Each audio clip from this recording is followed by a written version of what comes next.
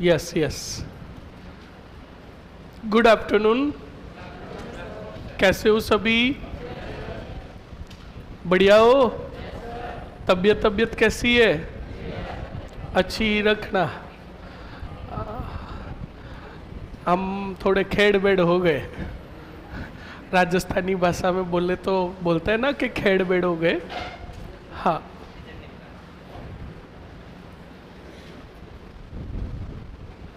Sir कल बिना सेना के कौन से अभियान पर चले गए? तो कोई अभियान पर जाते तो सेना को साथ में थोड़ी लेके जाते हैं। समझ में आया? हाँ, करे क्लास स्टार्ट? जल्दी से बताओ लास्ट पॉइंट कहाँ तक पढ़ा हमने?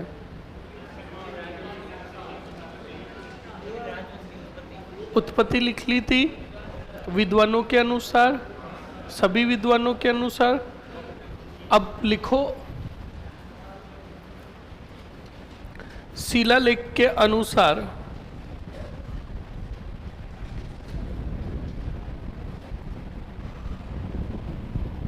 शिलालेख के अनुसार,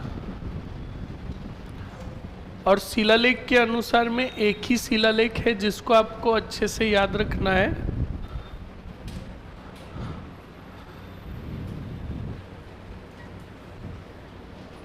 देख लीजिएगा बोर्ड पे शिलालेख कौन सा है।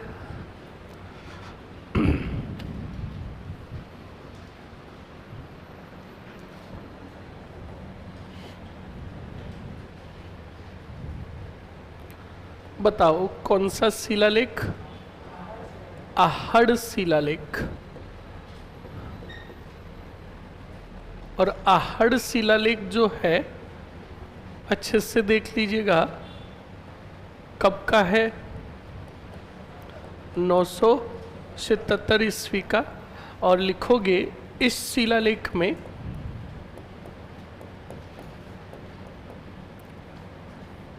गुहिल वंश की उत्पत्ति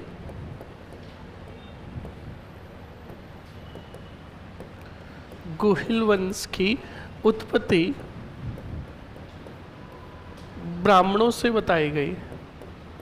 किन से? ब्राह्मणों से बताई गई।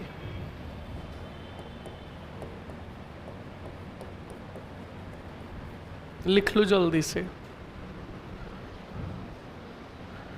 सर एकीकरण की क्लास ऐप में नहीं है। है भाई, ऐप में कहाँ गई वरना?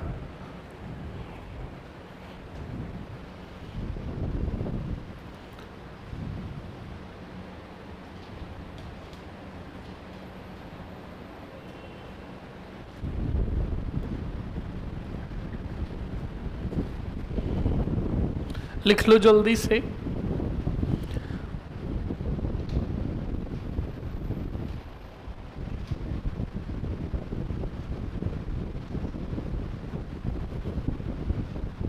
लिख लिया सभी ने? अरे लिख लिया क्या?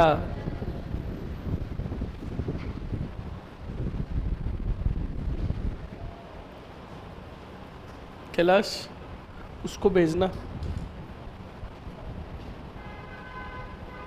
इधर। हाँ इधर।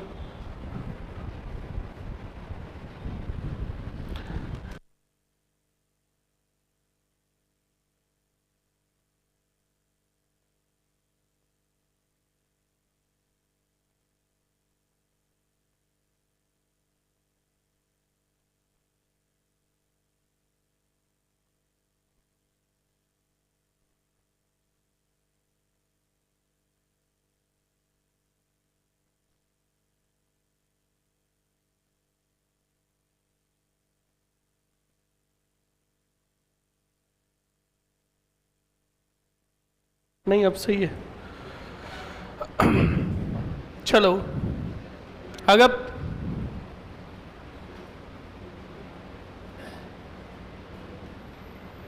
कल आया क्यों नहीं? कहाँ आया? आके गया? क्या बात है, आज तो कुछ दांत में काला लग रहा है। मैं नहीं कह रहा, तेरे फ्रेंड नहीं कह रहे कि दांत पूरी काली है सर। कोई बात नहीं, चलो लिख लिया। ये हेडिंग डालो संस्थापक। संस्थापक, और संस्थापक में लिखो गुहादित्य ने, लिखो गुहादित्य ने 566 ईस्वी में, गुहादित्य ने 566 ईस्वी में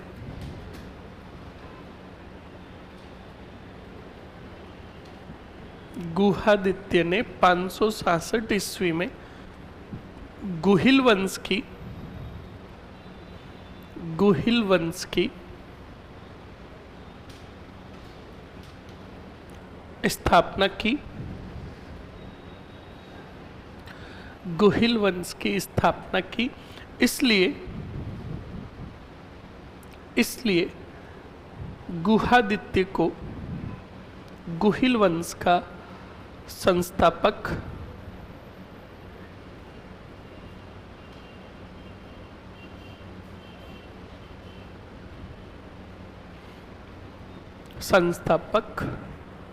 व मूल पुरुष कहा गया, वह मूल पुरुष कहा गया।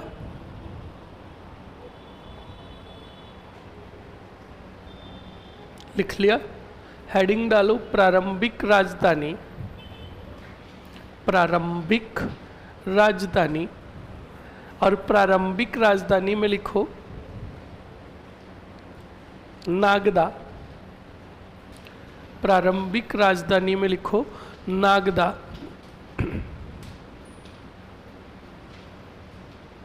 नागदा लिख लिया? ओके। अब लिखो अगले पॉइंट में, जानकारी देने वाला ग्रंथ, जानकारी देने वाला ग्रंथ। एक ही ग्रंथ लिखना है आपको। आप में से कोई बताएगा वो प्रमुख ग्रंथ कौन सा है? वीर विनोद, जो किसका है? श्यामल दास का। तो लिखो जानकारी देने वाले ग्रंथ में श्यामल दास विद्वान का नाम, और फिर लिखो वीर विनोद ग्रंथ, वीर विनोद ग्रंथ।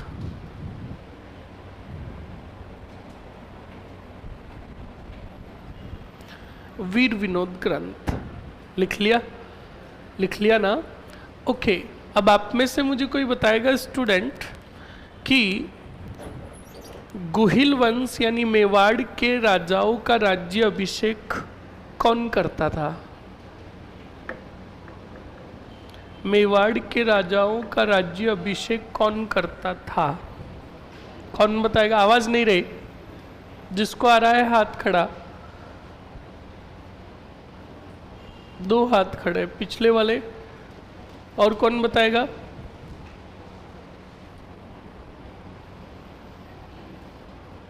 इधर इधर आप बताओ। इधर, हाँ बता। भील कौन था? पुंजा भील। बैठो। और कोई? ये भील था कौन?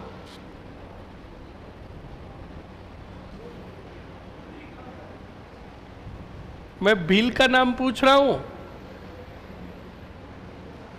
बैठो। और कोई?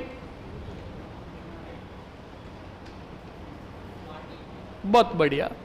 याद रखिएगा स्टूडेंट,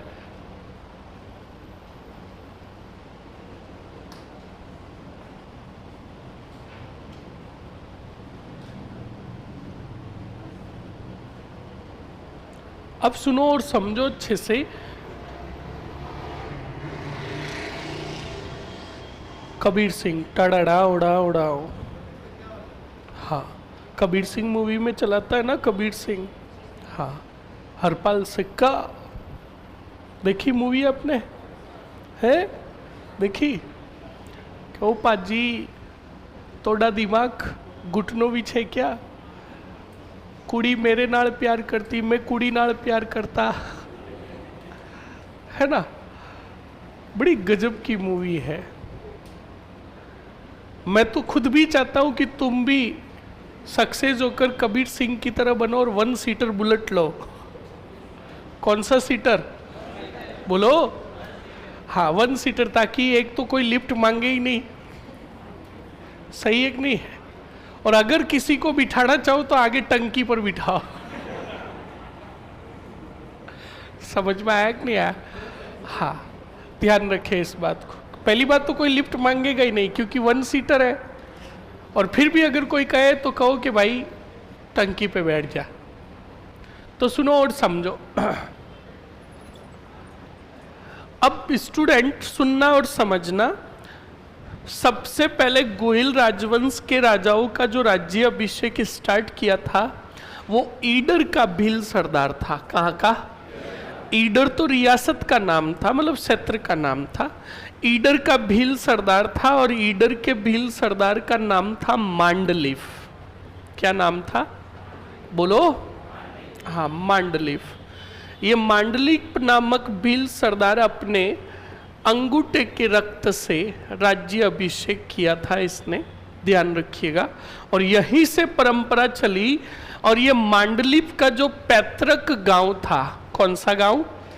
पैतृक गांव जो था, पैतृक गांव का नाम बड़ा गजब का है, बड़ा ही गजब का है।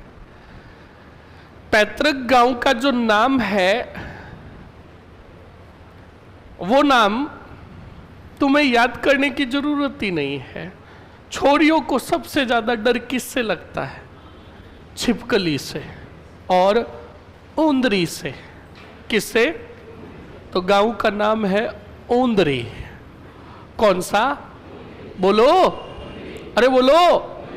हाँ, ऊंदरी नहीं है, उनूदरी है। कौन सा दरी? हाँ, उनूदरी गांव का भील सरदार अपने अंगूठे के रक्त से मेवाड़ के राजाओं का क्या करता था? तो लिख लो जल्दी से। मेवाड़ के राजाओं का राज्य अभिषेक, मेवाड़ के राजाओं का राज्य अभिषेक। ये बोतल, मेवाड़ के राजाओं का राज्य अभिषेक ओंदरी गांव का भील सरदार, ओंदरी गांव का भील सरदार अपने अंगूठे के रक्त से करता था। ओंदरी गांव का भील सरदार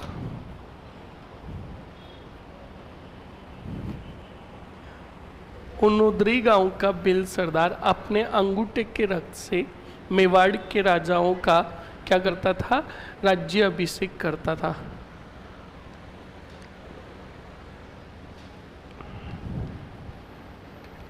नागदा कहाँ है अभी? जहां पहले था वहीं पे है।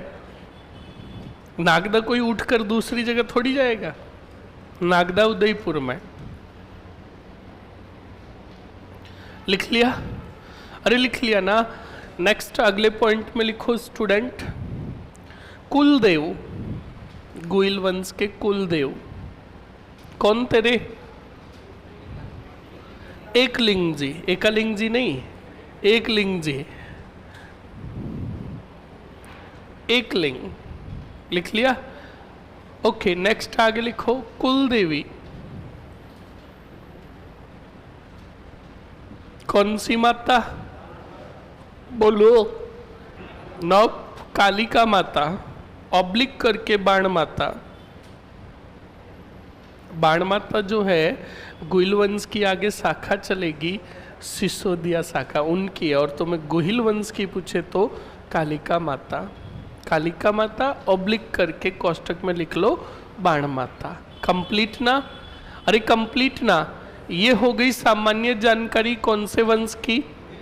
गोहिल वंश की। अब सुनो स्टूडेंट्स, गोहिल वंश के प्रारंभिक राजाओं की तो बहुत बड़ी कहानियां हैं और खूब सारे राजाओं की वंशावली भी मिलती है। अब बताओ, पूरी बात जानना चाहोगे या फिर सीधा मैं स्टार्ट करूं? सर, आपने कल सांबर के चौहानों में चंदन की पत्नी आत्मप्रभा 1000 दीपक सांबर झील में जलाती थी या पुष्कर झील में? आपने तो पुष्कर लिखा है, तो पुष्कर में ही जलाती थी क्या? सांबर के समय पुष्कर नहीं था क्या? जूते पड़ेंगे। और सांबर झील के किनारे क्यों जलाएगी? समझ में आया कि नहीं आया? पुष्कर झील के किनारे, ध्यान रखना इस बात को। चलो अब सुनो और समझो अच्छे से स्टूडेंट, अच्छे से समझ लीजिएगा। पूरी बात जानना चाहोगे या शॉर्ट में ही? हाँ बस कमीनों को पूरी बात बता दो। तो देखो, मैं जो उत्पत्ति बता रहा हूं वो कौन से ग्रंथों के अनुसार बता रहा हूं? जैन ग्रंथ। और जैन ग्रंथों में उत्पत्ति जो बताई गई है वो बताई गई है कौन से पुर से? और ये वल्लभीपुर कहाँ है? हाँ, गुजरात। और इसी गुजरात के अंदर कनकसेन के वंशजों में राजा हुआ, बताओ कौन सा दित्य?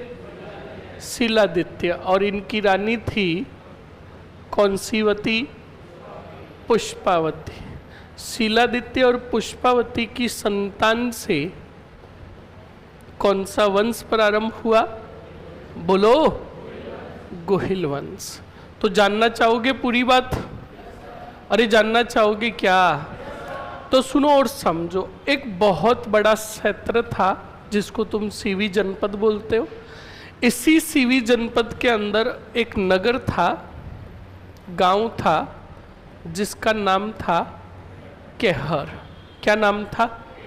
और इसी केहर के अंदर एक रहता था, जल्दी से बताओ कौन? और इस ब्राह्मण का नाम था देवादित्य। बोलो क्या नाम था? बोलो। और देवादित्य की एक पुत्री थी जिसका नाम था सुभागा दे। कौन सी दे? अरे बोलो। हाँ, सुभागा दे। तो सुनो और समझो, देवादित्य की पुत्री का नाम सुभागा दे। और सुभागा दे का बिल्कुल सर सामोली शिलालेख में भी मिलती, क्या मिलती है सामोली शिलालेख में? सामोली शिलालेख जो है, कान खोल के सुन लेना, इस शिलालेख से सिर्फ प्रारंभिक राजाओं की वंशावली प्लस शासनकाल उनका कितना था अनुमानित रूप से जानकारी देने के लिए ये महत्वपूर्ण शिलालेख है। वरना सामोली शिलालेख में उत्पत्ति फुत्पत्ति की जानकारी नहीं मिलती है। इस बात को ध्यान रखें। एकीकरण की सिर्फ 2 ही क्लासेस हो रही है, बाकी इस बाबू की समस्या का समाधान करो भाई। बाबू है सर। बिसल देव रासों में किसका वर्णन है? मेरा। जब बिसल देव रासो पढ़ाया था तब कहां भटक रहे थे, मर रहे थे? है शांतिलाल जी, क्या कह रहे हो? भैरू जी के फेरी दी या नहीं दी आपने? हाँ चलिए। गर्मी में क्या पढ़ाई करनी है? गर्मी में पढ़ाई होती है क्या? गर्मी में तो बढ़िया खाना खिलाओ, ऐसा कूलर चलाओ और जूते पड़ेंगे तुम्हारे, तुष्टि कही के। बस उसमें गलत बताया आपने, किच में गलत बताया। बिसल देव रासों में किसकी जानकारी मिलती है रे? देसल दे और बोलो विग्रहराज यानी बिसल देव की, और दूसरे में ललित विग्रहराज में राजमती और हाँ सर 2/4/2024 को आपने क्लास ली? बिल्कुल कल ली थी मैंने क्लास। आप आए क्यों नहीं थे? ओके, कल ली थी मैंने क्लास।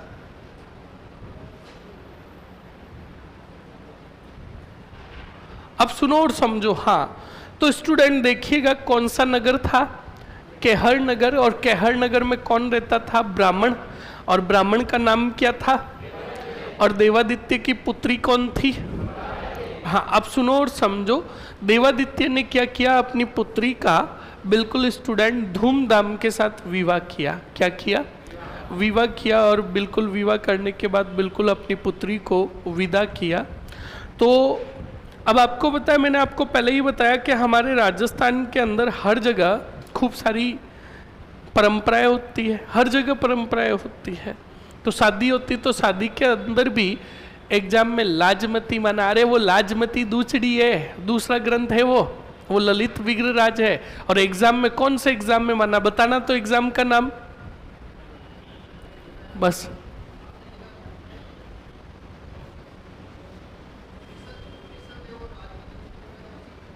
क्या, वापस बोलो। बिसलदेव रासो में क्या लिखा आपने? बिसलदेव और देसलदेव तो सही है, बिसलदेव रासो में यही लिखा, तो यहां पे राजमती आना चाहिए, हमने उल्टा लिख दिया। तो कमीनो ऐसे बोलो ना। तो ये बेचारा विक्रम सही कह रहा है, लिखो जल्दी से। अरे आवाज नहीं, बीच में आवाज मत करो, निकालो जल्दी से। बिसलदेव चौहान, बहुत बढ़िया विक्रम। मैंने सोचा एग्जाम में नहीं भाई, तुझे ये बोलना चाहिए सर आपने उल्टा लिखा दिया। बहुत बढ़िया विक्रम, निकालो जल्दी से। बिसलदेव चौहान निकाल दिया। बिसलदेव चौहान में हमने बिसलदेव रासो लिखा, क्या लिखा वहां पर? देसलदेव की जगह काटकर लिखो राजमती। कौन सी मती? क्यूचंस तो मुझे पता है, टेंशन मत लो। हाँ, ये पेपर दूसरा है, ये हिंदी का पेपर है। हिंदी के पेपर में पूछा, और देख लो राजस्थानी भाषा में ही पूछा है। बिसलदेव रासोरी कथा में नायक नायिका कुणिया है नी, नायक तो यो बिसलदेव और नायिका ही कौन सी मती? हाँ, आगे लिखो स्टूडेंट। ललित विग्रहराज में लिख दो राजमती की जगह देसलदेव। कौन सी दे? देसलदेव। सर आप मॉर्निंग में ले लिया करो ना क्लास। हाँ मॉर्निंग में लेते, पर मॉर्निंग में भी और बैच आता है, सुबह से शाम तक रेल बनी हुई है, क्या करें। और ज़्यादा क्लासें ले ली, संडे को तुम दुष्टियों ने मुझे बुला दिया, तबीयत खेड़ बेड़ हो गई, समझ में आया। परसों भी क्लास आपकी रो रो के ली थी मैंने तो, फिर कल तो प्योरली दिल ने कहा बोल दो ना जरा जरा, दिल में जो है छुपा मैं किसी से कहूँगा नहीं, तो मैंने कहा तबीयत खराब, समझ में आया ना। हाँ, एक दिन की तो रेस्ट मिलनी चाहिए ना, सही है ना। जूते पड़ेंगे, चुपचाप लिखो। हाँ, रेस्ट दे दो इनको। हाँ लिख लिया, अब वापस आगे आ जाओ, कहानी सुन लो अच्छे से। तो स्टूडेंट, बिल्कुल देवादित्य ने अपनी पुत्री सुबागा दे को विदा किया। तो मैंने आपको बताया कि हमारे राजस्थान में परंपराएं खूब सारी होती है। तो जब सुबागा दे अपने ससुराल पहुंची, तो आपको पता दुल्हन जब अपने ससुराल आती है तो वो एक परंपरा होती है ना। हाँ, गिरे प्रवेश, गृह प्रवेश नहीं, हाँ गिरे प्रवेश, ध्यान रखना वो गिरे प्रवेश ही है, वरना हम छोरों का तो गृह प्रवेश नहीं करवाते हैं। भाई हम भी तो ससुराल पहली बार जाते हैं दुल्हन को लेने के लिए, तो हम जाते तो हमारे उधर ससुराल वाले तो वो लोटार नहीं रखते, क्योंकि पता है पाहुणा बड़ा खतरनाक है। पाहुणा लोटा बिल्कुल गिराएगा, पर वो देखेगा कि साड़ा किधर खड़ा है या ससुर जी किधर खड़ा है, ना धमाड़ या चांद बनाएगा, समझ में आया ना। और पहली बात, छोरों का गृह प्रवेश क्यों करवाएंगे? वो खुद अगले ससुराल वाले कह रहे हैं कि हमारे घर से गिरे और आपके घर में, तो आप प्रवेश करवाओ, समझ में आया ना। सावधान रहे छोरो, सतर्क रहे। तो ऐसे ही सुनो, जिस टाइम सुबागा दे का गृह प्रवेश हो रहा था, तो उस समय कुछ डाकुओं ने आक्रमण कर दिया। किसने? बोलो। और डाकुओं ने आक्रमण किया तो सुबागा दे का पति मारा गया, उस घटना में मारा गया। तो अब स्टूडेंट, सुबागा दे के जो सास ससुर थे उन्होंने एक्सेप्ट ही नहीं किया। किसको? सुबागा दे को। सुबागा दे के बारे में ये कहा कि तेरे घर में प्रवेश हुआ ही नहीं, तेरे घर में पैर पड़े ही नहीं, उसके पहले तू हमारे छोरे को खा गई, और वापस भेज दिया। और आपको भी पता है हमारे राजस्थान में ऐसी और भी काफी घटनाएं जुड़ी हुई, जैसे हम घर से बाहर निकलते हैं, बिल्ली रास्ता काट देती है तो हम क्या कहते हैं, शुभ नहीं है, सही है ना। और जिस काम के लिए जा रहे हैं वो काम कभी पूरा होगा ही नहीं, सही है कि नहीं है।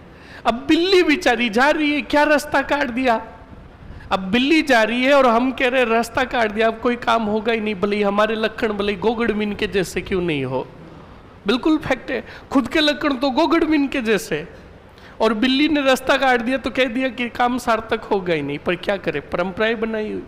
सामने से कोई लकड़ियां लेकर आ जाए तो ये भी अशुभ माना जाता है, सही एक नहीं है।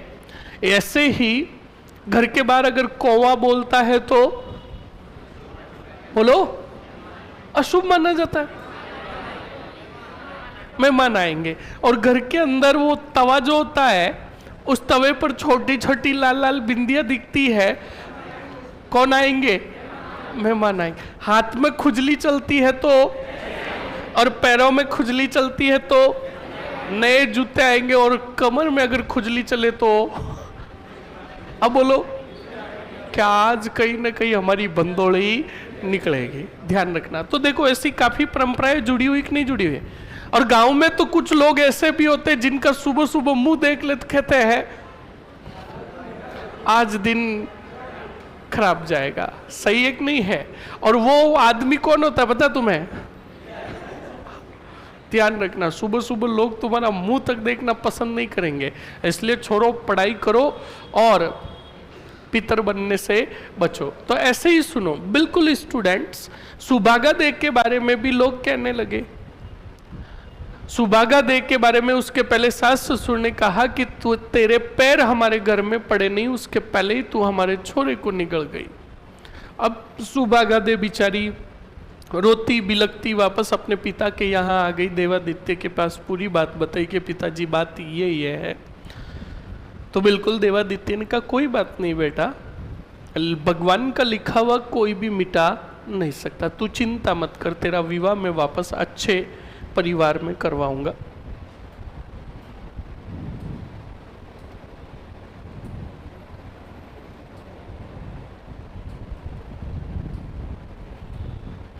अच्छे परिवार में करवाऊंगा। ये बात किसने कही, देवादित्य ने। पर स्टूडेंट, अब सुभागा देव के बारे में ये बात होने लगी कि इसका विवाह जिसके साथ होगा उसके पत्ते कट जाएंगे। सुभागा देव से कोई विवाह करने को तैयारी नहीं हुआ। तो सुनना और समझना, जब विवाह करने को कोई तैयारी नहीं हुआ, इधर देवादित्य बूढ़े होते गए, तो सुभागा देव को चिंता होने लगी। क्योंकि आपको भी पता है स्टूडेंट्स, इस समाज में, इस दुनिया में एक अकेली स्त्री का जीवन यापन बड़ा दुखमय होता है। मतलब एक अकेली स्त्री को बड़े संघर्षों का सामना करना पड़ता है, सही एक नहीं है। तो सुभागा देव को चिंता होने लगी कि बिल्कुल ये कटु सत्य है कि पिताजी की उम्र ढलने लगी, पिताजी दुनिया छोड़कर चले जाएंगे तो फिर मेरा क्या होगा। कोई भी विवाह करने को तैयार नहीं था। तो वो एक ऋषि मुनि के पास गई। किसके पास, हाँ, सुभागा देव ऋषि मुनि के पास गई।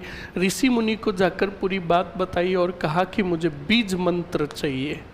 क्या चाहिए, हाँ, बीज मंत्र चाहिए। बीज मंत्र का मतलब कहा मुझे एक ऐसा मंत्र दीजिए कि उस मंत्र के उच्चारण से मैं गर्भवती हो जाऊं बिना शादी के। तब बिल्कुल ऋषि मुनि ने कहा बेटा, बिना विवाह के तू अगर बीज मंत्र के माध्यम से गर्भवती हुई तो ये समाज तुझे जीने नहीं देगा, क्योंकि समाज तुझे बच्चलन और आवारा कहेगा। तो बिल्कुल सुभागा देव ने कहा कि ऋषि मुनि जी, जीने का सहारा मुझे चाहिए, ना कि समाज को, मुझे बीज मंत्र चाहिए। तो बिल्कुल ऋषि मुनि ने बीज मंत्र दिया और बीज मंत्र देकर कहा कि आप ज्यों ही कुटिया छोड़कर बाहर जाओगे, अपने घर जाओगे, और घर जाने के बाद ज्यों ही बीज मंत्र का उच्चारण करोगे आपके गर्भ बैठ जाएगा। तो स्टूडेंट, ये कहानी मिलती है उत्पत्ति में। तो सुभागा देव बिल्कुल अपने घर आ जाती है। उसके कुछ ही समय बाद उसी कुटिया के पास से उस सुभागा देव के पिताजी कौन गुजरते हैं, देवादित्य। देवादित्य को पूरी बात बताते हैं कौन, ऋषि मुनि। ऋषि मुनि बात बताते हैं कि भाई आपकी पुत्री सुभागा दे को मैंने बीज मंत्र दिया है, बात ये है। तो बिल्कुल स्टूडेंट भाग के आता है देवादित्य और आकर अपनी पुत्री को कहते हैं कि बेटा ये समाज, ये जमाना बड़ा गजब का है, तू इस बीज मंत्र का उच्चारण मत करना, वरना ये समाज ना तुझे जीने देगा ना मुझे।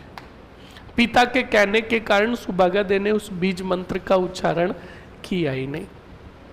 अब आपको भी पता है स्टूडेंट्स, हम जब भी घर के अंदर कोई काम करते हैं या पढ़ाई करते हैं तो पढ़ाई करते करते कभी कभार बोर हो जाते हैं या पढ़ाई करने का मज़ा आता है, या फिर हम कोई अपने काम में धुन में मस्त रहते हैं तो गीत गाते कि नहीं गाते।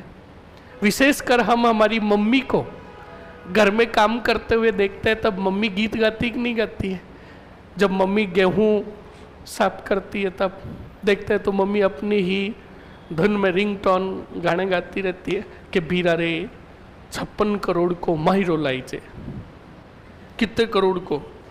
हाँ, एक बार ऐसा ही अभी घटना बताऊंगा मैं आपको। और हम खेत में भी तो देखते हैं ना, खेत में काम करते समय किसान और औरतें अपनी धुन में गीत गाते कि नहीं गाती है? हाँ, बिल्कुल गाती है।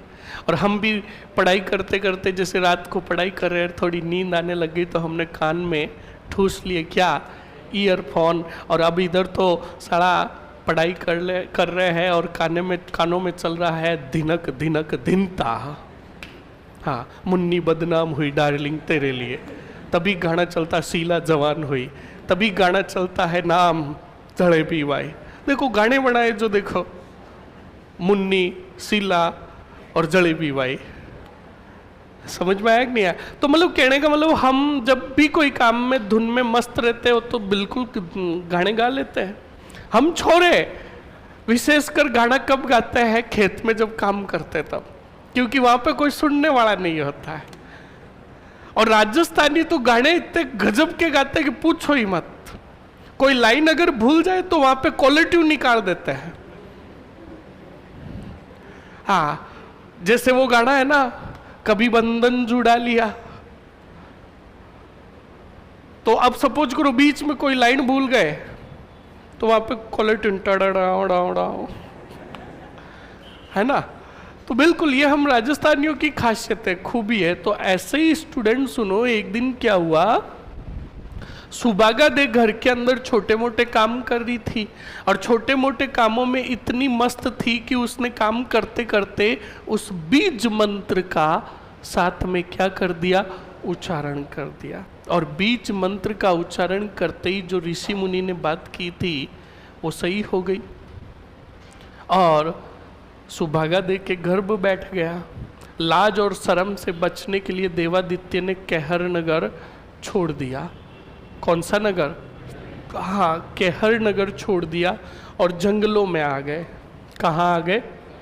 जंगलों में आ गए और जंगलों में रहने लगे भीलों के साथ। बोलो किसके साथ? अरे बोलो मरो। अब वहीं भीलों के साथ रहने लगे। फिर देवादित्य तो उम्र लेकर चले गए।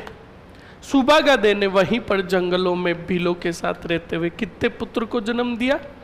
बोलो। वो पुत्र धीरे धीरे धीरे धीरे क्या हुआ? बड़ा हुआ। तो बिल्कुल वही भीलों के बच्चों के साथ खेलता करता बड़ा हुआ। तो जंगल के अंदर आयोजन हुआ बीपीएल का। किसका? बोलो। आईपीएल का आयोजन हुआ ना, ऐसे ही वहां आयोजन हुआ बीपीएल का, भील प्रीमियर लीग।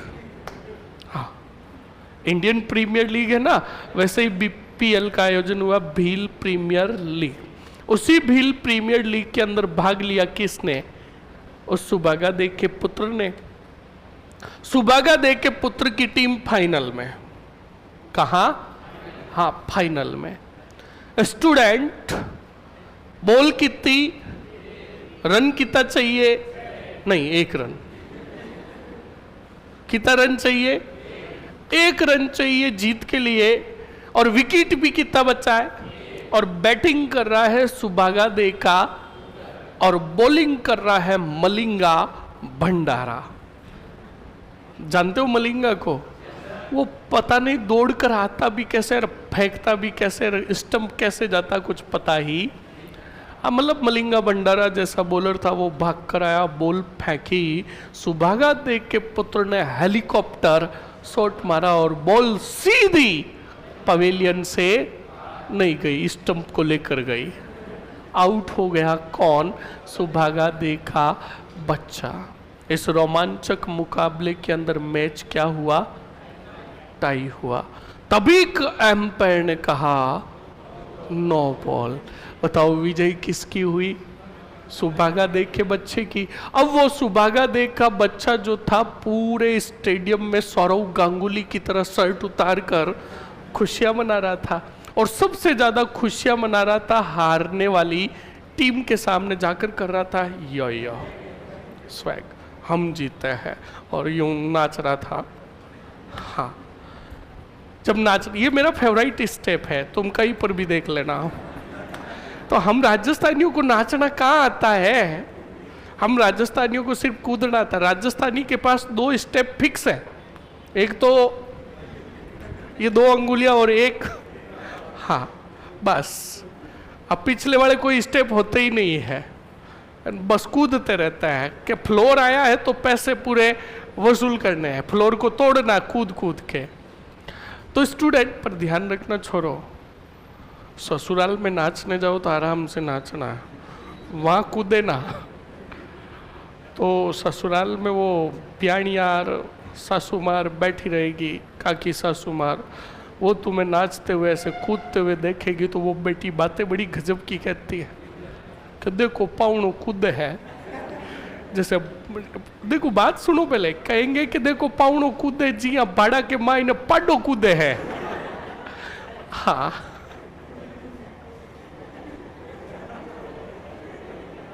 नयन, इसलिए छोड़ो, कान खोल के सुन लेना, सावधान रहे, सतर्क रहे।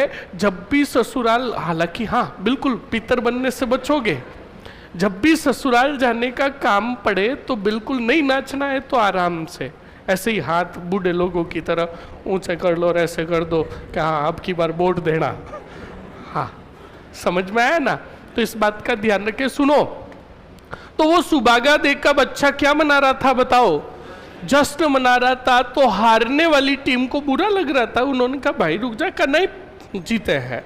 तो हारने वाली टीम को बड़ा बुरा लगा स्टूडेंट। तो हारने वाली टीम ने कहा कि माना कि तू जीता है, एक बात बता, what is your father name? मतलब हर बार उस बच्चे को भीलों के बच्चे ये कहकर चिढ़ाते कि तुम्हारे पिता कौन है। तो स्टूडेंट बिल्कुल बुरा लगता उस बच्चे को। तो स्टूडेंट वो बच्चा बार बार परेशान हो गया था। अब की बार जब बच्चों ने ये बात कही, भीलों के बच्चों ने, तो वो बड़ा परेशान हो गया। तो वो बच्चा भागकर अपने घर की तरफ गया और उसने रास्ते में कहा कि आज अगर माता ने मेरे पिता का नाम नहीं बताया तो रास्ते में उसने एक पत्थर ले लिया था, कहा इसी पत्थर से सिर फोड़ दूंगा और प्राण ले लूंगा किसके? माँ के। क्योंकि बच्चा था वो, इतना बड़ा भी नहीं था, हालांकि बड़ा तो काफी हो गया था, पर बार बार चिढ़ा रहे थे तो वो सहन नहीं कर पा रहा था। घर पर आया और सुभागा दे को कहा बताओ माँ मेरे पिता कौन है, वरना इसी पत्थर से मैं तुम्हारी जान ले लूंगा। तब कहा जाता है स्टूडेंट कि वहीं पर भविष्यवाणी होती है, आकाशवाणी के माध्यम से, आकाश से भविष्यवाणी होती है। जब वो बच्चा पत्थर लेकर सुभागा दे को मारने लगता है, तब उसी भविष्यवाणी में कहा जाता है कि वत्स रुक जाओ, हम बताते हैं तुम कौन हो। तो पूरी बात उसे बताई जाती है कि तुम्हारा जन्म जो हुआ ऋषि मुनि द्वारा दिए गए मंत्र से हुआ, और वो जो मंत्र ऋषि मुनि ने दिया था वो मंत्र हमारा था। और ये स्तुति जो हो रही थी सूर्य की हो रही थी। किसकी? अरे बोलो, सूर्य की स्तुति हो रही थी। कहा कि तुम्हारा जन्म जो हुआ हमारी स्तुति से हुआ, और तुम्हें आज के बाद अगर कोई भी पूछे तुम कौन हो तो बता देना कि हम हैं सूर्य वंशी। कौन से वंशी? अरे बोलो। तो बताओ गौरी शंकर ओझा ने गुहिल वंश की उत्पत्ति किससे बताई? बोलो, समझ में आया कि नहीं आया? सुनते रहो और अच्छे से समझते रहो। तो अब आगे क्या होता है क्या नहीं होता है सुनना। उसी स्तुति के दौरान एक बात और कही गई, उस बच्चे को कहा कि ये हाथ में तेरे जो पत्थर है, इस पत्थर को तू जिस पर गिराएगा वो क्षेत्र जो होगा वो तेरे अधीन हो जाएगा, और जिस पर पत्थर गिराएगा वो समाप्त हो जाएगा। ये भी स्तुति में कहा गया। बाद में वो बच्चा थोड़े दिनों बाद बड़ा हो गया, तो वो बच्चा जो था वो साइंस बायोलॉजी का था। किसका? और बायोलॉजी में प्रैक्टिकल होता है। तो उस बच्चे ने कहा यार स्तुति में कहा गया ये पत्थर मैं जहाँ गिराऊंगा उस क्षेत्र पर मेरा अधिकार, और जिस पर गिरेगा वो समाप्त हो जाएगा। तो वो गया बिलो के सरदार के दरबार में। बिलो का जो कबीला था जहाँ पर सरदार का दरबार लगता था, वहाँ गया और बिलो के सरदार के पास गया, और जाकर उसने अपनी जेब में से क्या निकाला? पत्थर। हाथ में मतलब जो पत्थर था वो पत्थर लेकर उस भील सरदार के पास गया, और पहले तो कहा ठोक दूं, और फिर उस पत्थर को उस भील सरदार पे ऐसे घुमाने लगा। तो भील सरदार ने कहा काई करे रे? तो कहा आशीष दे रहा हूँ। हमारे ऊपर भी कई बार ऐसे माता करती है ना, आशीष सैर करती है। हाँ, तो ऐसे ही बिल्कुल वो भील सरदार कर रहा था। तो ऐसे करते करते उसने पत्थर को गिरा दिया, और वहीं पर भील सरदार धराशायी, और भील सरदार को फेंक कर उसी के सिंहासन पर बैठ गया वो सुभागा दे का बच्चा। अब भीलों के जो सरदार, भीलों का जो सरदार था उसके दरबार में सेना नायक और खूब सारे थे भील, और भी वो मारने के लिए बढ़े, पर वहां पर जो बुजुर्ग और ज्ञानी व्यक्ति जो थे उन्होंने रोक दिया उन सबको। कहा कि इस बच्चे ने हम सब के सामने हमारे भीलों के सरदार को गिराकर इस पर अधिकार किया है, तो ये बच्चा योग्य है। इसने अपने दम पर इस क्षेत्र पर, इस सिंहासन पर क्या किया है? अधिकार किया है। जस्ट लाइक KGF मूवी का फर्स्ट पार्ट आपने अगर देखा हो तो एंड के अंदर अधीरा या गरुड़ा का भोगना कौन उड़ाता है? रॉकी। और भोगना उड़ाकर उसी के साम्राज्य में, उसी के लोगों के सामने उसके सिंहासन पर जाकर बैठता कि नहीं बैठता है? बस ऐसे ही उस बच्चे ने भी अधिकार किया। तो अधिकार किया तो बिल्कुल भील जो थे दरबार में, उन भीलों ने कहा बताओ बेटा तुम्हारा नाम क्या है, तुम्हारा जयकारा लगवाते हैं। उस बच्चे ने कहा ठाईगुन, हमारा नाम क्या है? तो कहा तुम्हारे परिवार में कौन है? तो उसने कहा हमारी माता जी है। कौन? सुभागा दे। तो कहा बुलाओ उनको। तो सुभागा दे को बुलाया गया। सुभागा दे को पूरी बात पूछी गई, तो सुभागा दे ने पूरी बात बताई। और फिर जब भीलों को पता चला कि इसने पत्थर के सहयोग से इस सिंहासन पर क्या किया है? अधिकार, तो कहा इसने पत्थर के सहयोग से सिंहासन पर अधिकार किया है, तो इसका नाम रखो पत्थर का ही पर्याय शीला। क्या? इसका नाम होगा शीलादित्य। कौन सा दित्य? बोर्ड पर देखो क्या लिखा हुआ है। तो ये बच्चा जिसका बीज मंत्र से जन्म हुआ था, ये कोई और नहीं, कौन था? कौन था? अब सुनो, शीलादित्य ने बाद में आसपास के काफी क्षेत्र पर अधिकार कर लिया। जब काफी क्षेत्र पर अधिकार हो गया, तब याद रखिएगा स्टूडेंट, वल्लभीपुर भी इसके अधीन हो गया। अच्छे से शासन आसन कर रहा था। फिर इसका विवाह हुआ, और विवाह जो हुआ किसके साथ हुआ? बोलो, अरे बोलो। पुष्पावती के साथ विवाह हुआ। अच्छे से जीवन यापन चल रहा था। पुष्पावती गर्भवती हुई। क्या हुई? गर्भवती हुई। तो पुष्पावती ने शीलादित्य को कहा कि हे स्वामी, अगर आपकी अनुमति हो तो मैंने एक माता की यात्रा बोली है हमारे आने वाली संतान के लिए। अगर आपकी अनुमति हो तो मैं उस माता की यात्रा पर जाकर आ जाऊं। हमारे राजस्थानी भाषा में कहे तो फेरी। क्या? हम भी कहते हैं ना, भेरू जी के फेरी बोली उड़ी है, मैं भेरू जी के फेरी देवा जाऊं। सही एक नहीं है? तो ऐसे ही पुष्पावती ने भी कहा अंबिका माता की यात्रा पर जाऊं मैं, अगर आपकी अनुमति हो तो। बिल्कुल शीलादित्य ने कहा नेकी और पूछ पूछ, बिल्कुल आप जाओ। तो अंबिका माता का जो मंदिर बताया जाता है स्टूडेंट, हमारे राजस्थान के सिरोही क्षेत्र की तरफ बताया जाता है। किधर? तो आप बताओ, वल्लभीपुर से चलकर हमारे सिरोही क्षेत्र की तरफ कौन आई?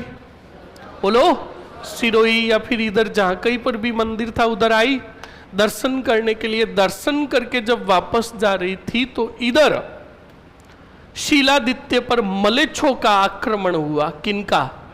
और शीलादित्य लड़ते हुए वीर गति को प्राप्त हुए। अब शीलादित्य के कुछ शुभ चिंतक जो थे, जो बच गए थे, उन शुभ चिंतकों ने कहा कि शीलादित्य की रानी पुष्पावती कौन सी यात्रा पर गई हुई है? अंबिका यात्रा पर, और हमें उन्हें वापस इधर आने से रोकना होगा। वो गर्भवती है, उनके कोख में शीलादित्य की संतान है। तो बिल्कुल स्टूडेंट, वहां से शीलादित्य के सैनिक अंबिका माता की तरफ आए। रास्ते में मुलाकात हुई किससे? पुष्पावती से। तो पुष्पावती ने देखा तो सैनिक सभी घायल थे। तो पुष्पावती ने बात पूछी, हुआ क्या? तो उन्होंने बताया कि जब आप अंबिका माता की यात्रा पर गए तो पीछे मलेच्छों ने आक्रमण किया और मलेच्छों से लड़ते हुए मारे गए। कौन? बोलो, शीलादित्य मारे गए। ये बात किसने कही? बोलो, सैनिकों ने। किसको कही? पुष्पावती को। तो पुष्पावती रोई बिलखी और पुष्पावती ने कहा, हम भी अपने पति के पीछे क्या होंगे, सती होंगे। पर साथ में जो दासियां थी उन दासियों ने मना कर दिया कि रानी, तुम एक पतिव्रता धर्म तो निभा दोगे पर तुम्हारी कोख में एक संतान भी है, और संतान को बिना जन्म दिया आप सती होगे तो एक माँ का फर्ज कभी भी निभा नहीं पाओगे। तो बिल्कुल पुष्पावती ने कहा, मैं एक संतान को जन्म भी दूंगी और पतिव्रता धर्म भी निभाऊंगी। इस बच्चे को जन्म देकर फिर मैं क्या हो जाऊंगी? सती हो जाऊंगी। ये बात किसने कही? बोलो। तो सबसे बड़ी समस्या ये थी कि रुके तो रुके कहाँ, क्योंकि उधर मलेच्छों का अधिकार हो गया। तब पुष्पावती ने आदेश दिया कि इस जंगल में चल लो। कहाँ चल लो? जंगल में। अब जंगल में गए। जंगल जो था नागेंद्र नगर के पास था। कौन सा? अरे बोलो, अरे बोलो। हाँ, पुष्पावती अब बताओ कौन से नगर के समीप थी? नागेंद्र नगर के समीप। और नागेंद्र नगर में क्या था? जल्दी से बताओ। जंगल। और इसी जंगल में एक बहुत प्राचीन गुफा थी जिसका नाम था मलिया गुफा। कौन सी गुफा? अरे बोलो। इस जब मलिया गुफा को देखा किसने? पुष्पावती ने। तो बिल्कुल पुष्पावती ने कहा, इस मलिया गुफा और इसके आसपास के क्षेत्र की साफ सफाई करवाओ, हम यहीं पर रुकेंगे। तो अब बताओ, उस मलिया गुफा में रुकी कौन? और उसके साथ जो दासियां थी, पास में समीप में नगर था, कौन सा? बोलो, नागेंद्र नगर था। सुबह शाम हमेशा दासियां जाती नागेंद्र नगर से मांग कर रोटी वगैरह लेकर आती और खिलाती किनको? पुष्पावती को। पुष्पावती की सेवा करती स्टूडेंट। अब एक बात बताओ, ग्रामीण क्षेत्र में क्या कैमरे लगाने की जरूरत पड़ती है क्या? नहीं, हर नुक्कड़ पर HD कैमरा बैठा रहता है। बूढ़ी बूढ़ी डोकरियां, बूढ़ी डोकरियां होती है ना, गांव के हर नुक्कड़ पर बैठी रहती है। उनको सब पता है कौन से घर में क्या हो रहा है। इस बात को ध्यान रखना। और शाम होते ही एक इधर की गली से डोकरी आएगी, एक उधर की गली से डोकरी आएगी, एक उधर की गली से आएगी, और एक उनकी अध्यक्ष होगी जो सब आकर सूचना देगी कि रानी सा की जय हो, फलानी गली में फलान जी के घर पर आज विघ्न हो गया। क्यों हुआ? कि मनसब ठा है। क्यों हुआ? सही है कि नहीं है? तभी उसी गली के पास एक छोरा बाइक लेकर आता है और गली में बेटा जाता है। तब एक डोकरी दूसरी डोकरी को कहती है, थने ठा है वो, क्यों आए हो? तो दूसरी वाली कहती है, थने तो आज ही ठा पड़ी, मने तो 4 मिनट उठा। तो तिजोड़ी के ले, मैं तो इनका ले देख क्या उठे। समझ में आया ना? तो छोरो कान खोल के सुन लेना और समझ लेना, तुम इन कैमरों में आ जाना चलेगा। गांव के अंदर वो गली पे जो HD कैमरे बैठे रहते हैं ना, उनसे सावधान रहना, सतर्क रहना। ये बिल्कुल कटु सत्य है। इसलिए गांव में कहते हैं कैमरे की जरूरत ही नहीं है। उस डिपार्टमेंट के पास हर घर की न्यूज होती है, ध्यान रखना।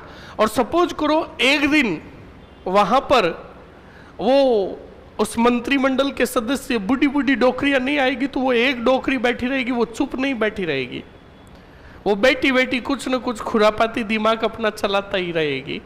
छोरे बेचारे पास में क्रिकेट खेल रहे हैं, सपोज करो बॉल उसके पास चली गई डोकरी के पास, तो वह बॉल हाथ में लेकर कमर पकड़ लेगी, मेरी कमर तोड़ दी। और सुबह शाम को ओढ़बा लेकर उनके घर चली जाए। उसके पीछे लक्ष्य क्या है तुम्हें पता है?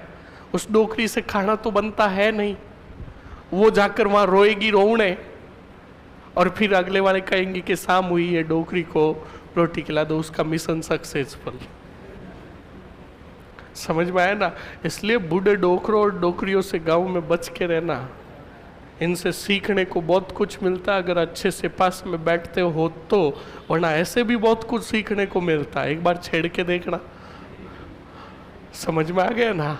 हाँ, तो सुनो और समझो आगे क्या होता है और क्या नहीं होता। तो सुनो, नागेंद्र नगर में वो दासिया जो थी हमेशा जाती थी।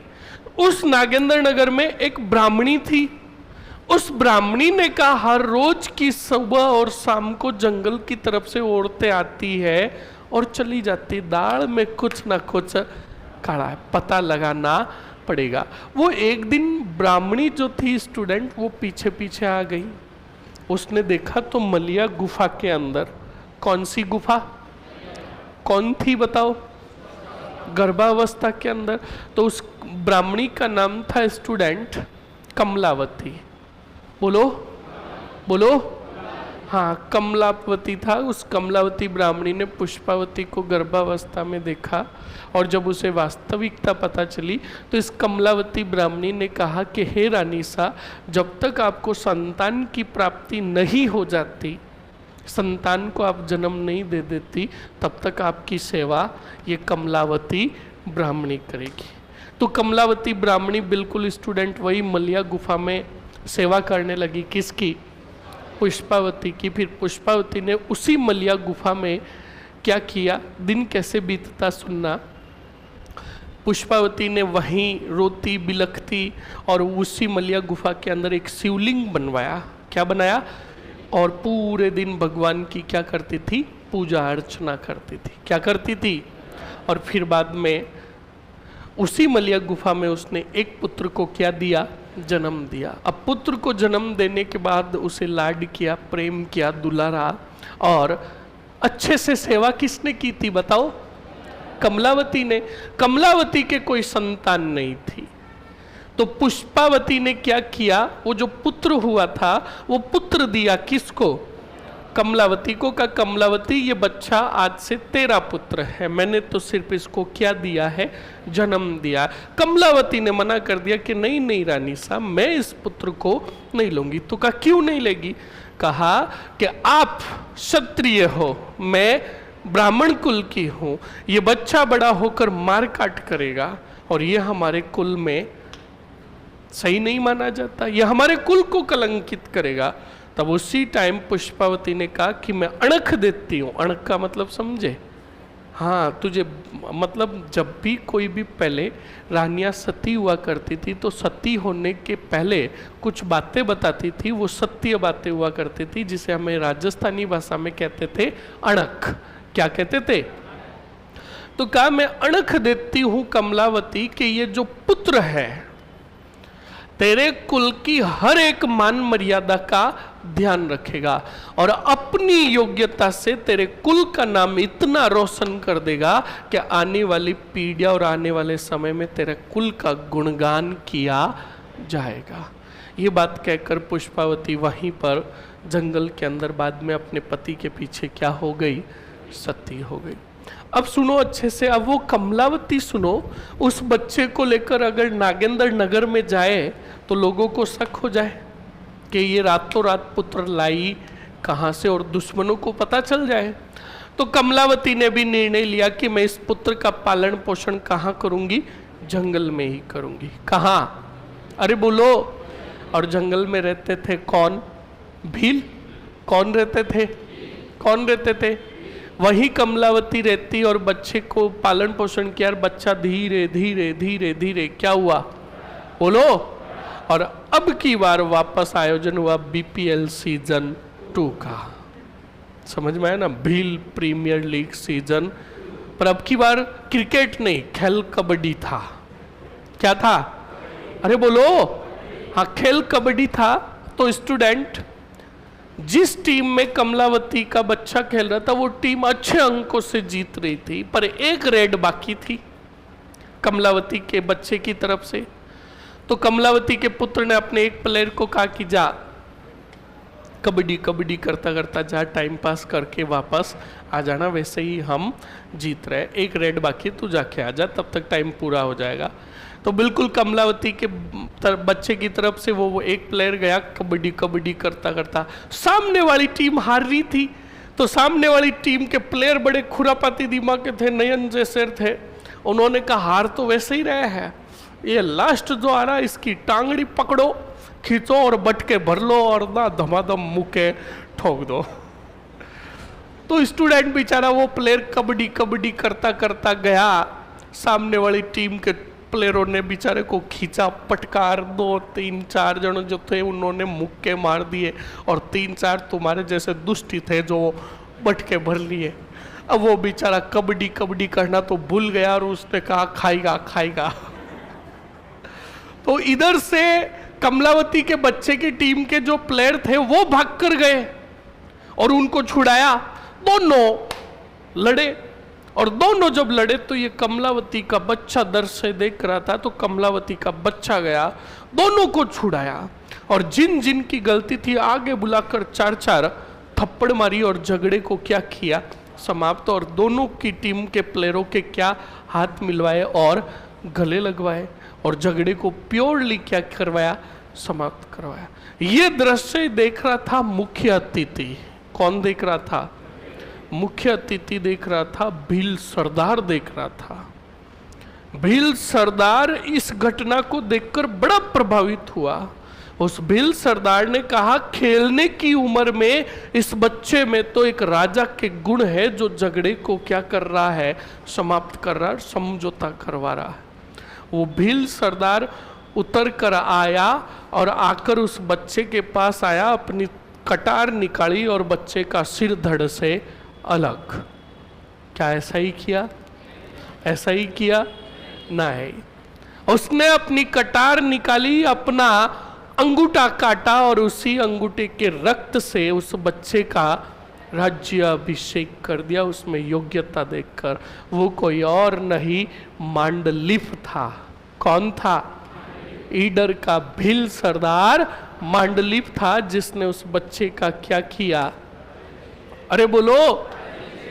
और उस बच्चे को कहा बताओ बच्चे तुम्हारा नाम क्या है? बच्चन का ठाईगन। तो कहा कौन है आपके परिवार में? तो बताओ किसको बुलाया? कमलावती को। तो कमलावती ने पूरी बात बताई कि ये रानी पुष्पावती का पुत्र है, जिसका जन्म कौन सी गुफा में हुआ? मलिया गुफा में हुआ। तब उसी मांडलिक और भील सरदारों ने कहा इस बच्चे का जन्म गुफा में हुआ है। किसमें? और भीलों में हमारे गुफा को गुहा कहा जाता है। क्या कहा जाता है? इस बच्चे का नाम होगा गुहादित्य। क्या नाम होगा? बोलो बोलो। और उसी गुहादित्य ने 566 ईस्वी के आसपास मेवाड़ रियासत और इसके आसपास के क्षेत्र पर अधिकार करके कौन सी वंश की नींव रखी रे? बोलो मरो, बोलो बोलो। और बन गया गोहिल वंश का संस्थापक और प्रारंभिक राजधानी बनाई नागेंद्र, जिसको तुम नागदा कहते हो। क्या कहते हो? बोलो बोलो। समझ में आया कि नहीं आया? अरे आया ना? लिख ले इसको। 2 पॉइंट लिखने, जल्दी से लिखो।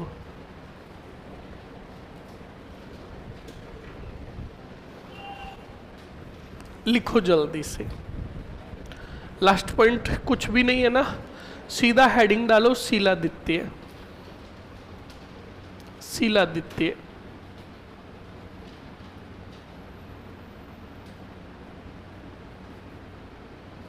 और शीलादित्य में लिखो स्टूडेंट जल्दी से।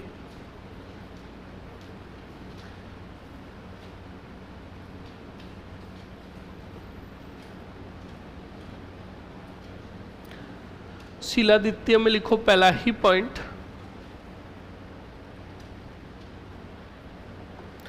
लिखो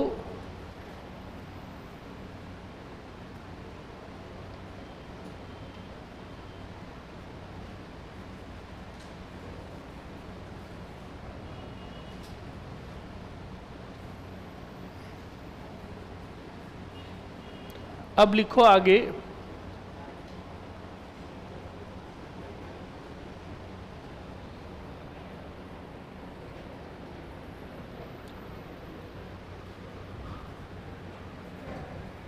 क्या है, किसने भेजी?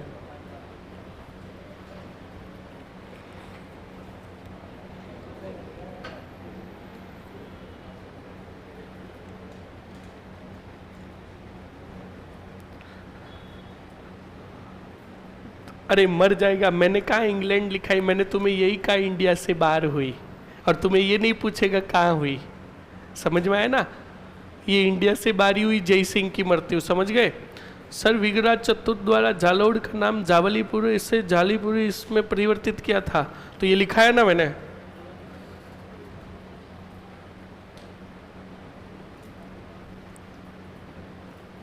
क्या ये किसने भेजी पर्ची, पहले तो बताओ, वापस खड़ा हो। क्या लिखा है ये सर? विग्रहराज चतुर्थ द्वारा जालोर का नाम ज्वालीपुर से ज्वालापुर, मर जाएगा। ज्वालापुर जो था उसको जीतकर उसने जाबालीपुर नाम रखा, हाँ इसीलिए मैंने ही दिया है, समझ गया। अरे हाँ एग्जाम में आ रखा है इसीलिए मैंने दिया, पर एग्जामिनर ने भी गलती पूछा है। ओके हाँ बैठ जाओ। और कुछ, और कुछ, हाँ आगे बढ़े। ओके वापस भेजो भाई को संदेश, कहो चीटी आइए आइए, लिखो जल्दी से स्टूडेंट। अरे भेज दे, दुष्टी कहीं का दूसरों की चिट्ठियां पढ़ता है। क्या लिखा आपने? शीलादित्य पहला ही पॉइंट लिखो, लिखो माता सुभागा दे, माता सुभागा दे।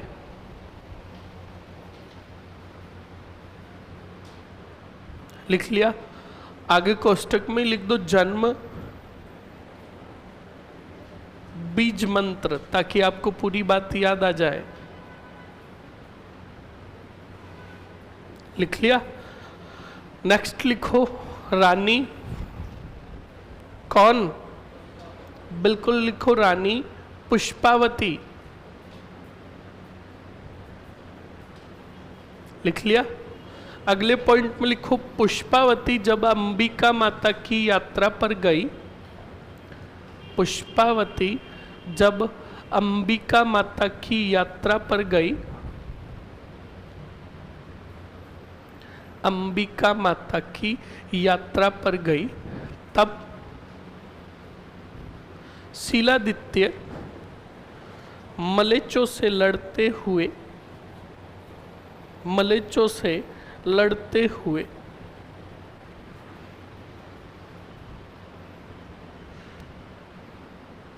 वीर गति को प्राप्त हुए, वीर गति को प्राप्त हुए।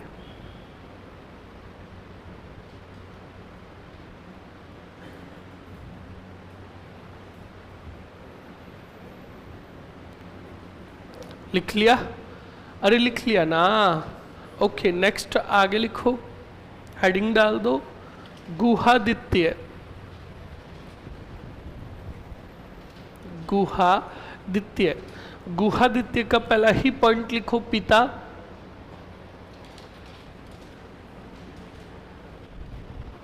पिता कौन? शीलादित्य। माता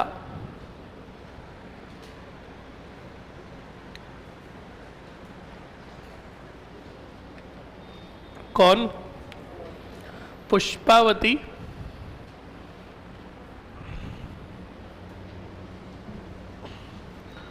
माता कौन? पुष्पावती। लिख दिया। अब अगले पॉइंट में लिखो स्टार और नोट लगाकर, स्टार और नोट लगाकर लिखो। लिखो पुष्पावत, 1 मिनट। पालन पोषण, पालन पोषण बताओ किसने किया? कहाँ की थी? नागदा की। तो बिल्कुल लिखो, पहले लिखो कमलावती और आगे कोष्टक में लिख दो नागदा की, कमलावती। लिख लिया? ओके, नेक्स्ट आगे बढ़ो स्टूडेंट। अब लिखो पुष्पावती ने गुहादित्य को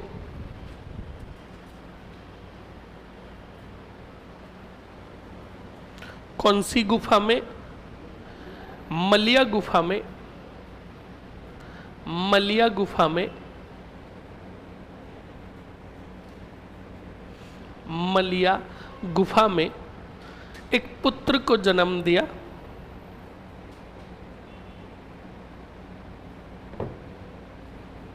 इसका नाम,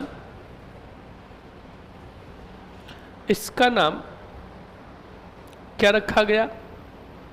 गुहादित्य ऑब्लिक करके गुहिला दित्य रखा गया। गुहादित्य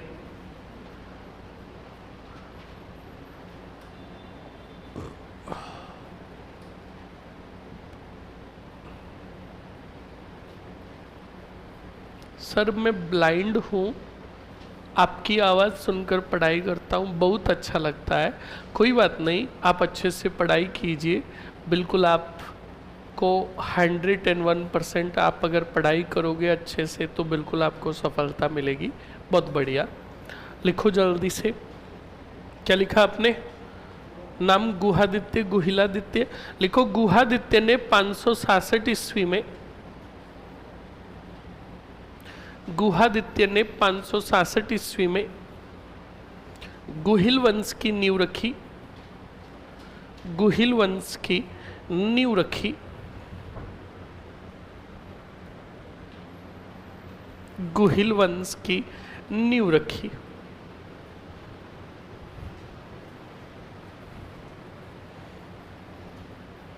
लिख लिया?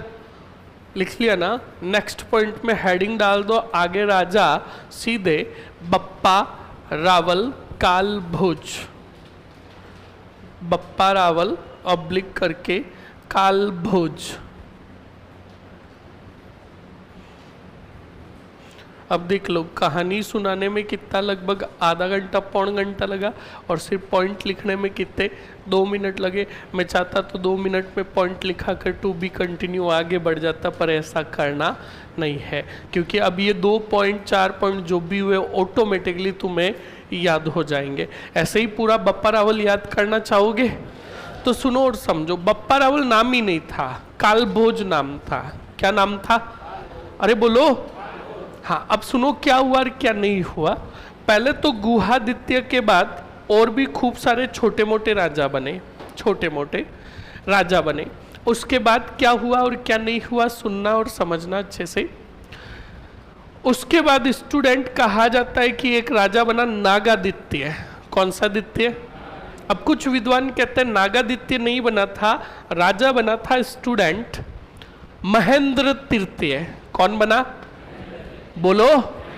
अब कुछ तो कह रहे हैं महेंद्र तृतीय और कुछ कह रहे हैं नागादित्य। अब चाहे महेंद्र तृतीय बनो चाहे नागादित्य बनो, इतिहासकार दोनों कहते हैं कि इन दोनों में से जो भी राजा था राज्योचित गुण और लक्षण नहीं थे।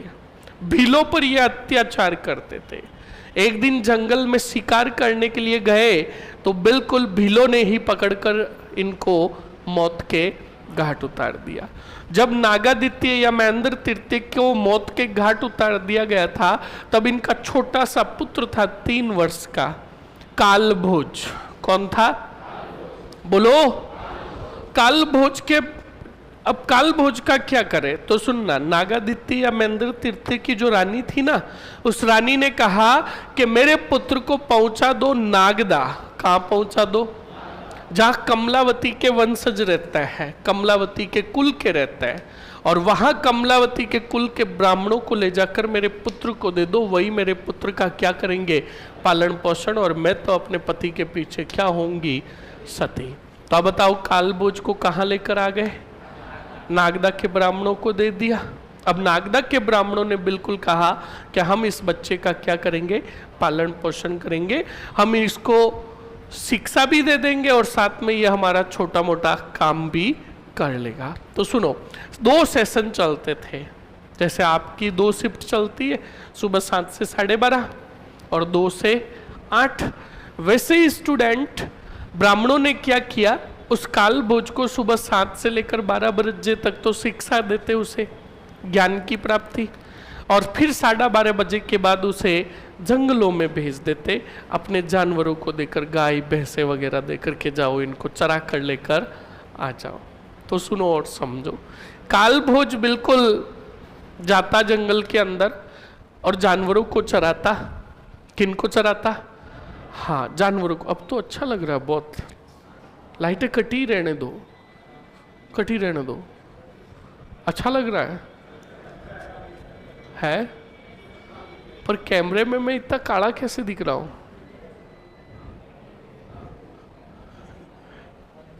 अच्छा, लाइट की वजह से, हाँ कोई बात नहीं, आज घर जाते समय डव साबुन लेके जाऊंगा। नहीं, जरूरत नहीं है, पक्की बात, ओके। तो सुनो और समझो स्टूडेंट, पहले कहानी सुनो फिर मजा नहीं आएगा। सुनो और समझो क्या होता है क्या नहीं होता है। ये आवाज किसकी आ रही, बॉम्ब कौन लगाया? हाँ, ये आवाज ऐसी टीवियों में सुनते हो ना, हाँ। और देखो साला मूवी में भी सिस्टम देखो, 10 सेकंड होते हैं और आते हैं और बम को, हाँ, उन्हें कैसे पता चलता है कि ये तार काटना और वो तार काटना, मात्र 10 सेकंड में। मैंने तो सबसे अच्छा वीडियो रील्स में देखा, हाँ लास्ट 2 सेकंड में काटते हैं। मैंने तो रील्स में देखा, तो बिल्कुल रील्स के अंदर क्या होता है, छोरे ही होते हैं जो बॉम्ब को उसको डिफ्यूज करने के लिए वो बेटे वीडियो देखते, तो क्या करे, तो के बॉम्ब को डिसमिस्ड कैसे करते, तो यूट्यूब पे देख बताएगा। तो यूट्यूब पे अब आगे कितने सेकंड बचे, 10 सेकंड बॉम्ब को फूटने में, तो उसने यूट्यूब पे बोला बॉम्ब को डिसमिस्ड कैसे करे, तो आगे पहले ऐड आया, ऐड जो था 15 सेकंड का था। कितने सेकंड का, 15 सेकंड का ऐड था। अब उस भाई ने कहा कि भाई 15 सेकंड का ऐड है, तू एक काम कर, ये ऐड खत्म हो उसके पहले हम खत्म हो जाएंगे, तू जय माता जी का नाम लेके कोई तार काट दे। वो भाई तार काटता है, बॉम्ब फूट जाता है। तो असली वीडियो तो ये है, समझ में आया ना? सर आप हमारे को नहीं दिख रहे हो, हाँ थोड़ी दिव्य शक्तियाँ हैं मेरे पास, जो मैंने अंधेरा कर दिया, धर्मराज किलमिस, अंधेरा देखा शक्तिमान आपने, हाँ। तो सुनो और समझो, तो स्टूडेंट वो कालभोज क्या करता था, आधे दिन तक तो ब्राह्मणों से शिक्षा देते थे, फिर शाम को दोपहर के बाद वो गाय वगैरह लेकर कहाँ चला जाता, जंगल में। अब वो गाय जानवर वगैरह चराता, तो उन्हीं जानवरों में से एक गाय जो थी दुधारू थी। दुधारू का मतलब समझते हो, दूध देती थी, ब्याई हुई थी। तो शाम हुई तो स्टूडेंट बिल्कुल इधर ब्राह्मण उस गाय का इंतजार कर रहे थे कि बिल्कुल गाय आएगी, दूध निकालेंगे और बढ़िया क्या बनाएंगे, बोलो, अरे कमीनो क्या चाय, दूध निकालेंगे, दूध को गर्म करेंगे और अल्पाहार के रूप में पिएंगे, दुष्टी कहीं के कि चाय बनाएंगे। हाँ, तुम अपने लक्षण क्यों बता रहे हो? तो सुनो, तो बिल्कुल ब्राह्मण इंतजार कर रहे थे। शाम हुई, सभी गाय आई। अब ब्राह्मण जो था बाल्टी लेकर गया, दुधारू गाय जो थी उसका दूध निकालने के लिए गया। ब्राह्मण जाकर उस गाय के पास बैठा और थनों में देखा तो दूध की एक भी धार नहीं थी। तो उस ब्राह्मण ने सोचा कि काल भोज को जंगल में भूख लगी होगी, वो पी गया होगा, कोई बात नहीं, बच्चा है, पी गया होगा। अगले दिन, दूसरा दिन हुआ, शाम हुई, गाय आई, दूसरे दिन देखा तो और गाय के थनों में दूध नहीं था। ब्राह्मण ने कहा कोई बात नहीं, पी गया होगा। अब तुम बताओ स्टूडेंट, हार्ट अटैक के झटके कितने आते हैं? अरे 3 में तो फोटो लग जाती है कि भगवान इस पुण्य आत्मा को अपने चरणों में जगा दे, सत सत नमन। तो 2 ही, तीसरे अटेम्प्ट में तो गया। अब बताओ कितना अटेम्प्ट था? तीसरे दिन जब गाय आई तो ब्राह्मण बाल्टी लेकर गया, तो जाकर देखा तो गाय के थनों में दूध नहीं था। तब अब उस ब्राह्मण का गुस्सा आउट ऑफ कंट्रोल, क्रोध आया। उस ब्राह्मण ने कहा कालभोज इधर आना। तो कालभोज भी तारा बेचारा दौड़ा दौड़ा गया। आते ही कालभोज के खींच के थप्पड़ मारी। कहा 1 दिन पीवे, 2 दिन पीवे, तू तो साला हमेशा चटूट जाता है। तो कालभोज ने कहा क्या? तो कहा दूध। तो उसने कहा आप, मैंने नहीं पिया। अब उसके और थप्पड़ पड़ी, क्योंकि ब्राह्मण उसे शिक्षा दे रहे थे और कहा कि ये तो अभी से झूठ बोल रहा है। कालभोज अब की बार कुछ बोला ही नहीं, चुपचाप जाकर सो गया। अब कालभोज ने कहा इस गाय की वजह से मुझे क्या पड़े हैं? जूते पड़े हैं। कल इस गाय को जंगल में ठोकूंगा, क्योंकि बच्चा था।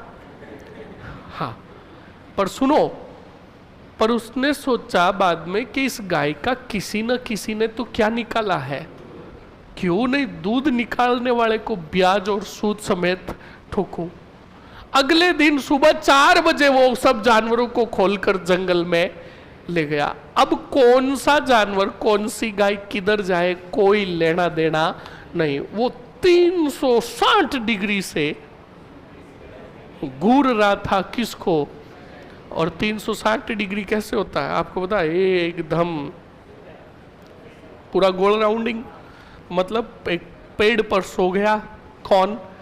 कालभोज। और एक ही गाय पर नजर जो क्या देती थी? दूध।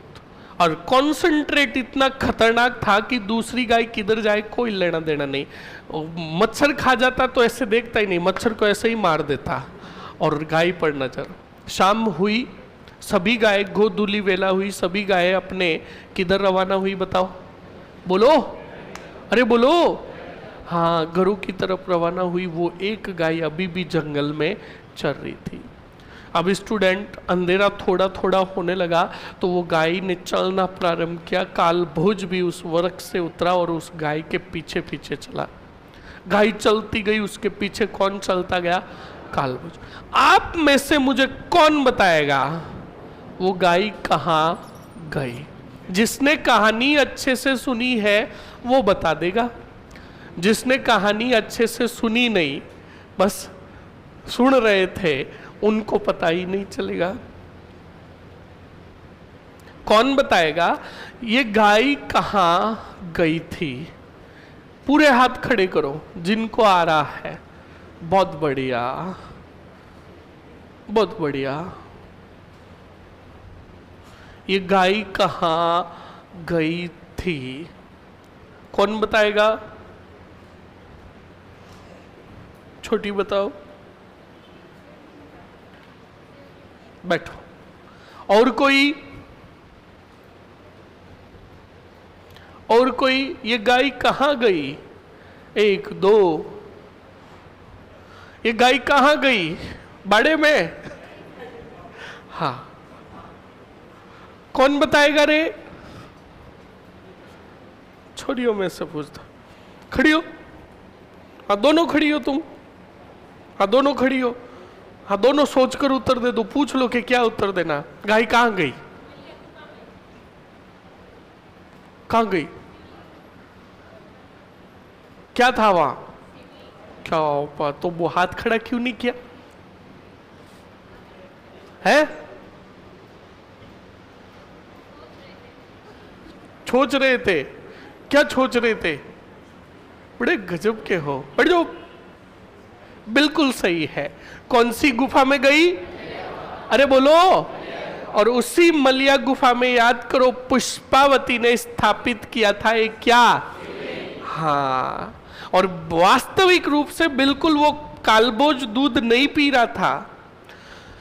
वो गाय उस मलिया गुफा में जाती और जो शिवलिंग जो था उस पर जाकर दूध का विसर्जन करती, दूध से राज्य अभिषेक करती। तो सुनो और समझो, कालभोज भी उस गाय के पीछे पीछे गया, गाय गुफा के अंदर गई तो कालभोज ने कहा गुफा में कोई न कोई तो बैठा है जो क्या निकालेगा।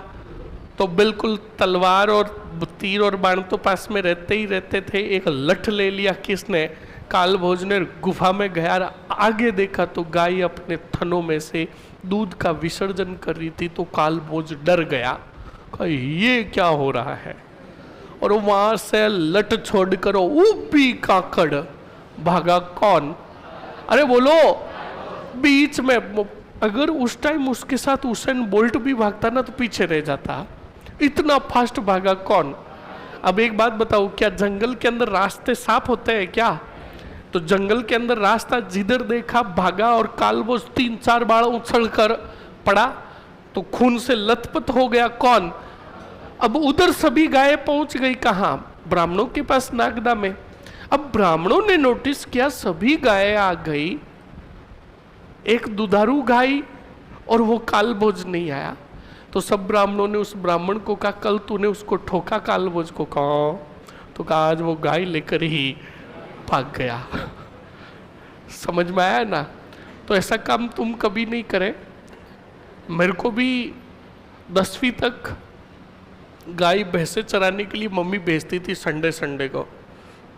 एक दिन मैंने मूड बनाया, हाँ, आधे रास्ते में कोई गांव के अंदर वो बकरे भैंसे खरीदने के लिए आता है ना, मैंने उनको पूछा कि बता भाई ये 5-6 है, क्या भाव लगाएगा? उधड़ा हिसाब।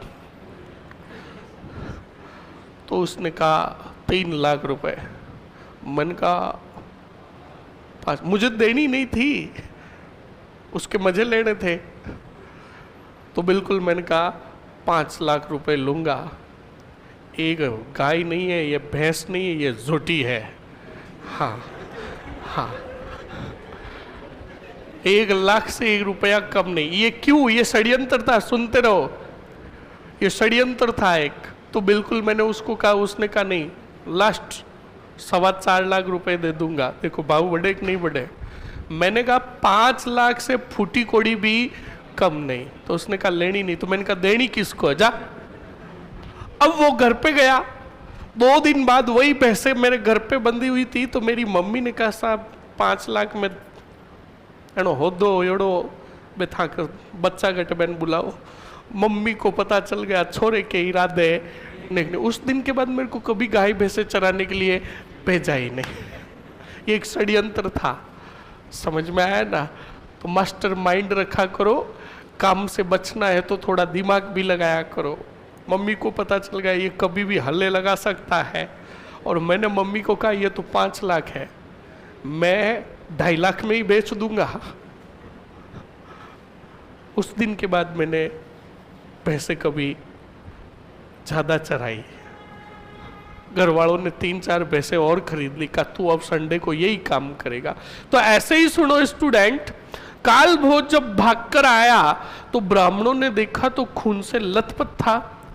उस कालभोज को पकड़ा, कालभोज का खून उन साफ किया। कालभोज एक ही बात कह रहा था, मैंने दूध नहीं पिया। वो गाय और वो गुफा, ऐसे बातें, क्योंकि घबरा गया था वो। कालभोज घबरा गया था। ब्राह्मणों ने कहा कोई बात नहीं, जो हुआ सो हुआ, छोड़ तू। तो कालभोज को बिल्कुल बुखार तक आ गया था। 2 दिन 4 दिन उसको भेजा ही नहीं गाय चराने के लिए। जब एकदम कालभोज सही हो गया तो थोड़े दिनों बाद कालभोज वापस जंगल के अंदर, बताओ क्या लेकर गया? गाय वगैरह लेकर गया। तो वो दूर से ही उस गुफा को देख रहा था। तो उसी गुफा के पास उसे कुटिया नजर आई। क्या नजर आई? अरे बोलो, कुटिया नजर आई। तो उस कुटिया के पास गया। बोलो कौन? अरे बोलो, हाँ, वहां पर कालभोज गया। और वो कुटिया जो थी किसकी थी? हारित ऋषि की। किसकी थी? हाँ, आंसू कान खोल के सुन लेना, ये कहानियां नहीं सुना रहा हूँ, ये कंटेंट कवर अप करा रहा हूँ। वरना मैं वही कहानियां सुनाऊंगा जिसमें आपका कंटेंट क्लियर होगा। कान खोल के सुन लेना, वरना मुझे मजा नहीं आ रहा। मैं तो खुद चाहता हूं कि जल्द से जल्द तुम्हारा क्या कंप्लीट करवाऊं कोर्स। इसमें देखना, काल भोज को अगर अच्छे से सुनोगे तो तुम्हें एक पॉइंट भी याद करने की जरूरत नहीं है, वरना काल भोज को तो मुझे 4 मिनट लगते लिखाकर कॉपी में भरवाने में। समझ में आया ना? समझो अच्छे से, समझने का ही खेल है, वरना 4 पॉइंट लिखाकर तो मैं अब तक तो पूरी रावल शाखा ही कंप्लीट हो जाती तुम्हारी, पर ऐसा करना नहीं है। सुनो और समझो। अब स्टूडेंट, पास में एक कुटिया थी, जो ऋषि मुनि थे, उनका नाम क्या था? जल्दी से बताओ, बोलो। हरित ऋषि की कुटिया पर गया कौन? कालभोज। जाकर हरित ऋषि को कहा, हे ऋषि मुनि, तुम यहाँ पर रहते हो, क्या तुम उस गुफा को जानते हो? तो उस ऋषि मुनि ने कहा, बिल्कुल जानता हूँ, ये काफी प्राचीन गुफा है। तो कहा, आप उधर कभी गए हो? तो कहा, नहीं, मैं कभी नहीं गया, पर बिल्कुल आता जाता रहता हूँ, आसपास के क्षेत्र से गुजरता हूँ। तो उस बच्चे ने कहा, तुम उधर मत जाना, उधर हाउ है। तो कालभोज बड़े ज्ञानी थे, हरित ऋषि बड़े ज्ञानी थे। तो कालभोज को पूछा, हुआ क्या? तो कालभोज ने पूरी बात बताई। तो हरित ऋषि ने सोचा कि इस बच्चे का वहां जाना, गाय का वहां जाना, दूध का विसर्जन करना, अगर बात सच्ची है तो वो गाय आज भी जाएगी वहां। तो हरित ऋषि शाम का इंतजार करने लगे। शाम हुई, वो गाय उसी हमेशा की तरह उस गुफा में गई और दूध का क्या किया? विसर्जन, और वो गाय चली गई। फिर कुटिया से चलकर गए कौन? हरित ऋषि और कालभोज। हरित ऋषि गुफा में गए तो बिल्कुल जाकर वो क्या हटाया बताओ? घास फूस हटाया, और पत्ते वगैरह थे, कंकड़ पत्थर थे, वो हटाए। तो नीचे क्या था? शिवलिंग था। शिवलिंग को देखकर हरित ऋषि जी समझ गए थे कि इस शिवलिंग का, इस बच्चे का और इस गाय का यहाँ आना कुछ न कुछ तो कनेक्शन है। हरित ऋषि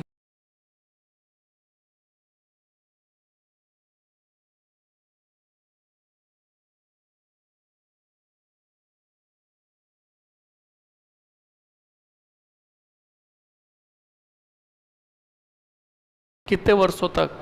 और 12 वर्षों तक सेवा की किसने? कालभोज ने। किसकी? हरित ऋषि की। अब सुनो और समझो। हरित ऋषि को ज्ञान की प्राप्ति हुई, भगवान ने दर्शन दिए, पूरी बातें बताई कि बात ये है। तब भगवान से हरित ऋषि ने मांगा कि ये जो बच्चा है, इस बच्चे को क्या कर दो? अमर कर दो। क्या कर दो? किसको? कालभोज को।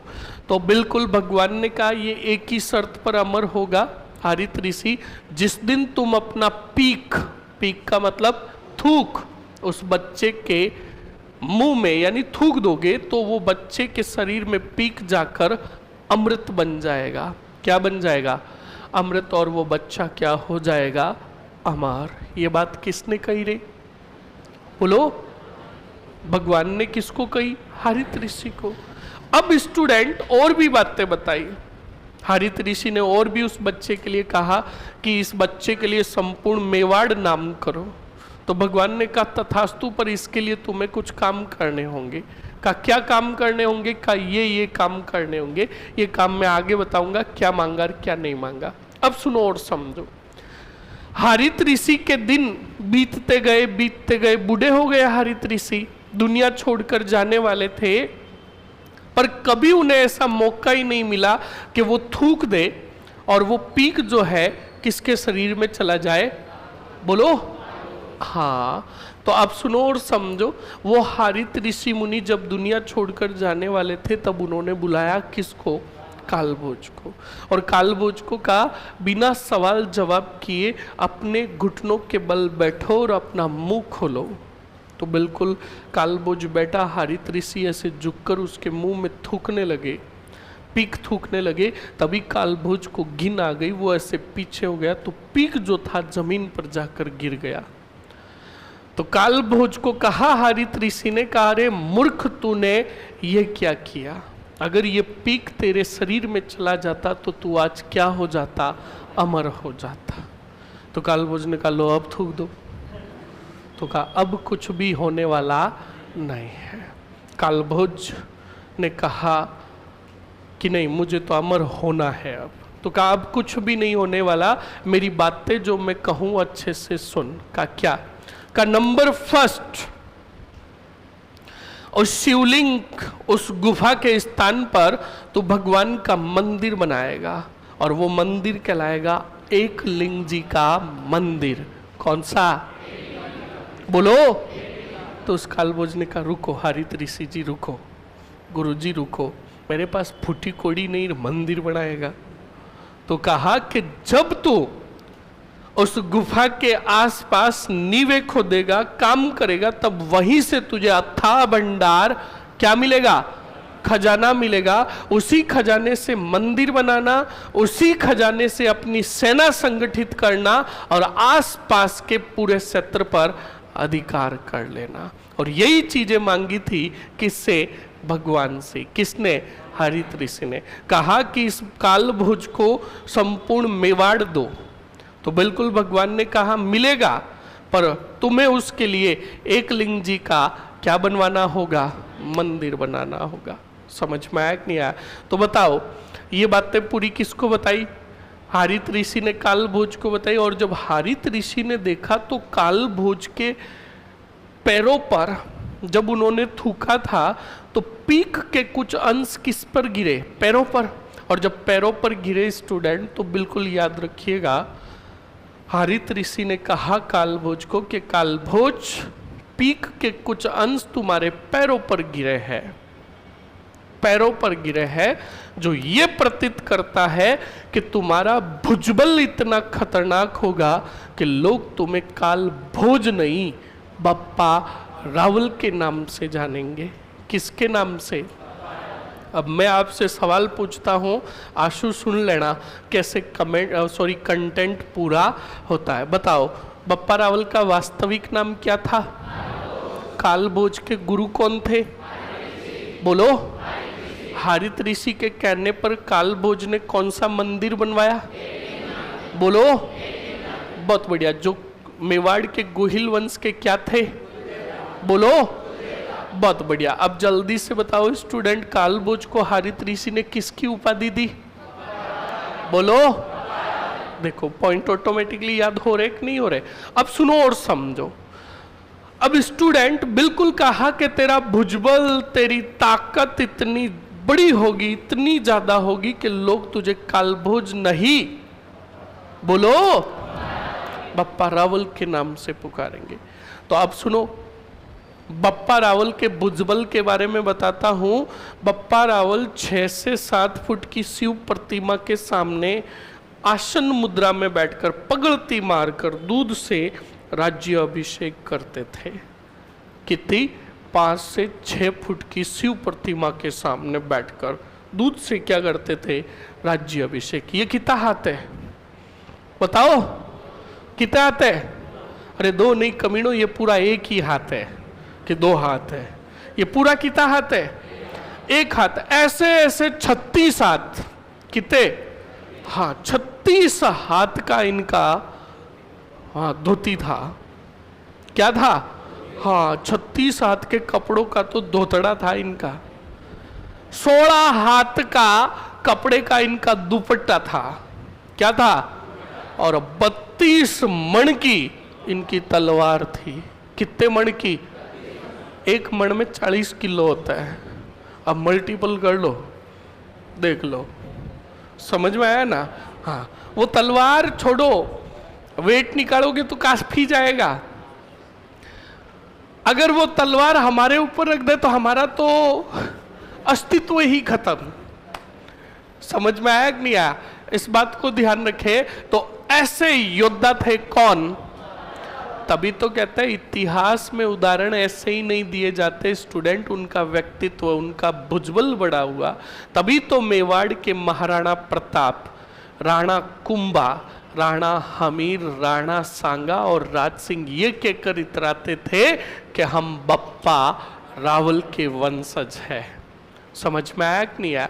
अब सुनो स्टूडेंट, हारित ऋषि ने दुनिया छोड़ने से पहले एक और बात कही थी कि कालभोज तू तेरे वंशजों को कह देना कि तुम मेवाड़ के राजा नहीं हो, तुम्हारे राजा तो एक ही है। कौन?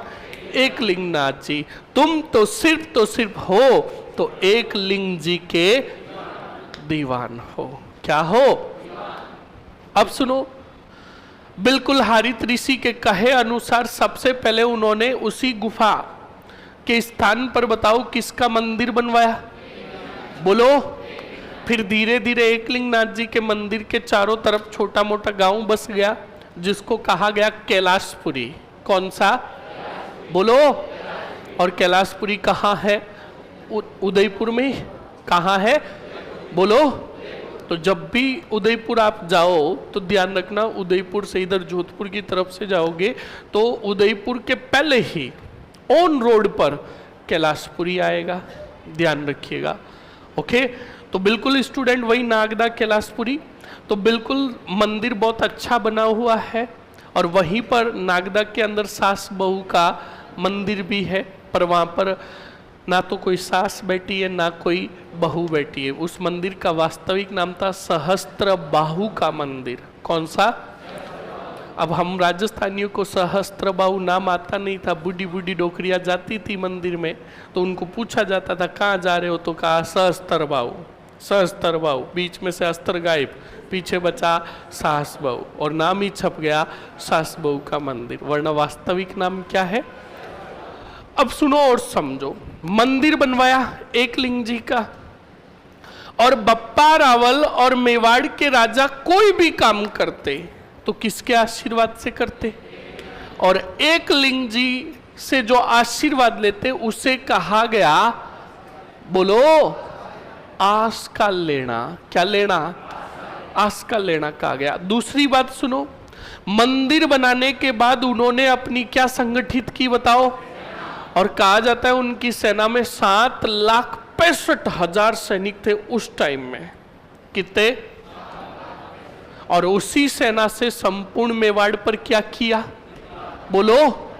और फिर भी उनके पास इतना खजाना बचा कि उन्होंने सोने के सिक्के चलाए। क्या चलाए? बोलो। तो अब देखना कंटेंट पूरा कैसे होता है। हो गया पूरा बप्पा रावल कालभोज। तो सुनो और समझो, जल्दी से बताओ, बप्पा रावल का वास्तविक नाम क्या था? इनके गुरु कौन थे?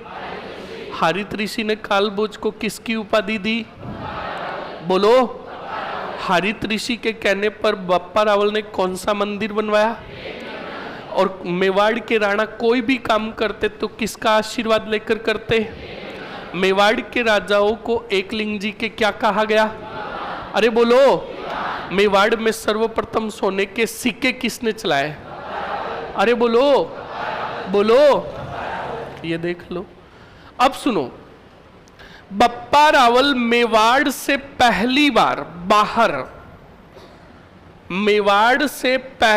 बाहर गए 734 ईस्वी में। बताओ कब गए?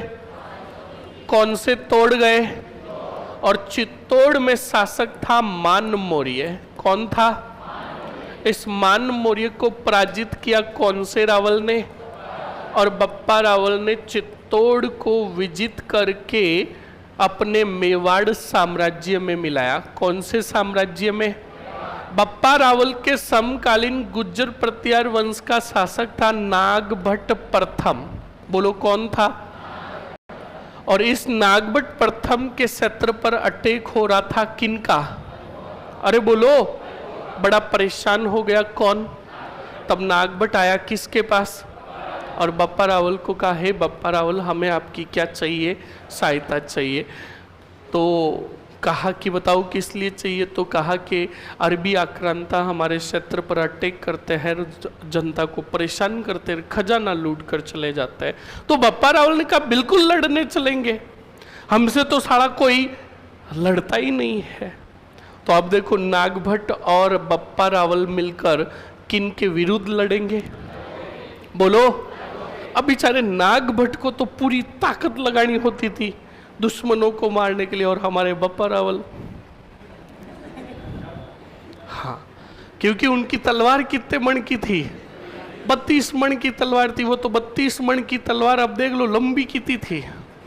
वो 32 मण की तलवार लेकर बस एक बार यूं करते तो ऐसा लगता कि जैसे हरे चारे की कुत्तर हो रही हो। सही है कि नहीं है? भोगने कटते बेटे तो बिल्कुल नागभट्ट 10 सैनिकों को मारते, तब तक तो बप्पा रावल आधों को समेट कर आ जाते। अरबों को मारते मारते बप्पा रावल राजस्थान से बाहर चले गए। वर्तमान की बात करूं तो पाकिस्तान को भी पार कर गए। किसको? सिंध प्रदेश तक गए। तब तक तो नागभट्ट साथ में चला। नागभट्ट ने कहा बप्पा रावल बस, तो बप्पा रावल ने कहा अब तो मजा आने लगा है, आगे चलेंगे। नागभट्ट ने कहा तुम्हें तो मजा ही आएगा, मुझे यहाँ पर पूरा जोर लगाना पड़ता है। तो कहा ठीक है, क्या करना है? तो नागभट्ट ने कहा मैं वापस जाऊँ। कहा भले ही जाओ, हम तो आगे जाएंगे। अरबों को खदेड़ते खदेड़ते तो देखो बप्पा रावल यहाँ से पाकिस्तान, पाकिस्तान से अफगानिस्तान, अफगानिस्तान से उज्बेकिस्तान, उज्बेकिस्तान से किर्गिस्तान, जितने कितने भी तान थे सबको ताड़ दिए और पहुँच गए ईरान। वर्तमान का कौन? और ईरान में खुरासान। कौन सा?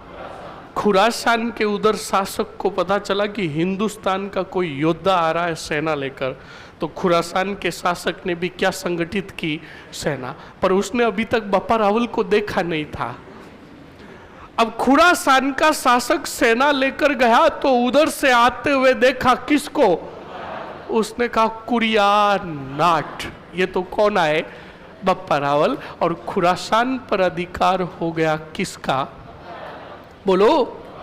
हाँ, कुछ भाट लिखते हैं अपने ग्रंथों में कि खुरासान पर अधिकार करने के बाद बप्पा रावल ने वहां के शासक की 25 बेगमों के साथ एक साथ विवाह किया। किसने? बप्पा रावल। और विवाह करके कहा अट्ठे कहीं करो हो मरो, तुम्हारा ससुराल तो मेवाड़ है, कहाँ चलो? बोलो। तो वापस खुरासान से मेवाड़ की तरफ आए कौन? और रास्ते के अंदर बप्पा रावल ने अपने नाम से एक नगर भी बसाया जिसको आज तुम रावल पिंडी कहते हो। कौन सी पिंडी?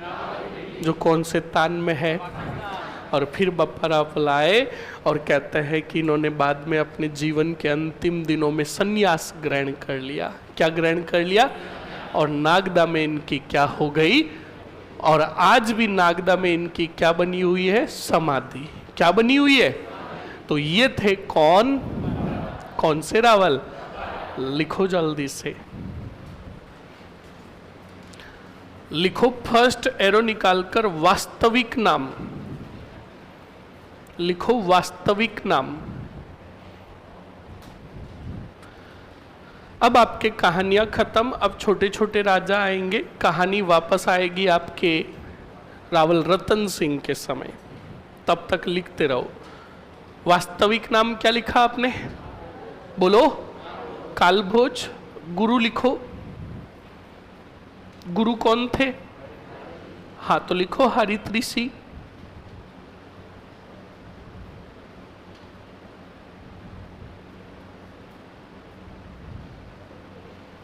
हरित ऋषि।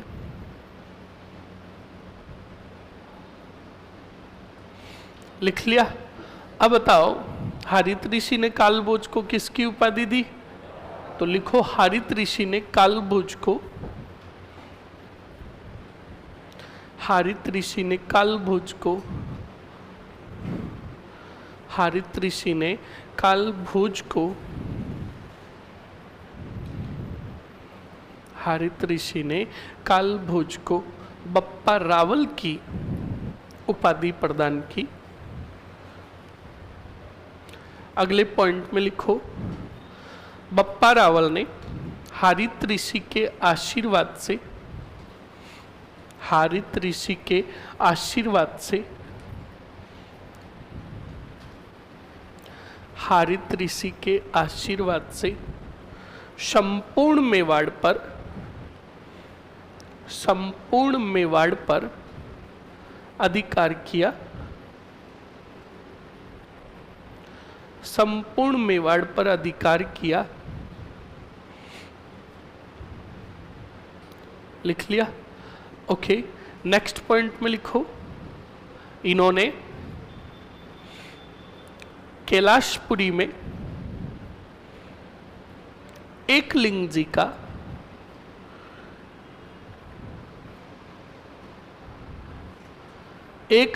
का क्या बनवाया?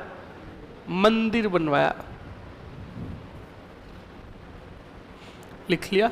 लिखो, मेवाड़ के गुहिल वंश के राजाओं को, मेवाड़ के गुहिल वंश के राजाओं को एकलिंग जी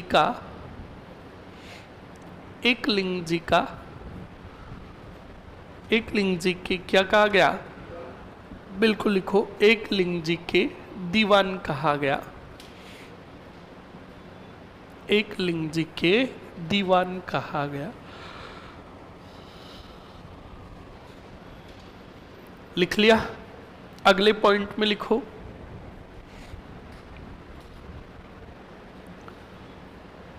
पप्पा रावल मेवाड़ के पहले राजा थे जिन्होंने, बप्पा रावल मेवाड़ के पहले राजा थे जिन्होंने कौन से सिक्के चलाए रे? बोलो। हाँ, सोने के सिक्के चलाए। ये कितने ग्रेन का था? 115 ग्रेन का। आगे लिख देना कोष्टक में, 115 ग्रेन का सिक्का, 115 ग्रेन का सिक्का। लिख लिया? अगले पॉइंट में लिखो, डबल स्टार और नोट लगाकर, 734 ईस्वी में, 734 ईस्वी में बप्पा रावल ने, 734 ईस्वी में बप्पा रावल ने चित्तौड़ के मानमोरी को पराजित करके, चित्तौड़ के मानमोरी को पराजित करके, चित्तौड़ के मानमोरी को पराजित करके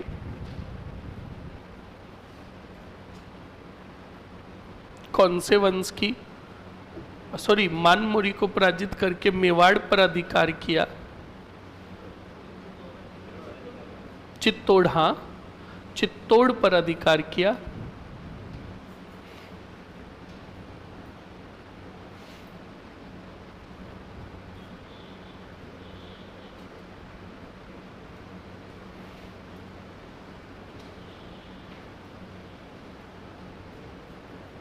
लिख लिया? अगले पॉइंट में लिखो, स्टार और नोट लगाकर,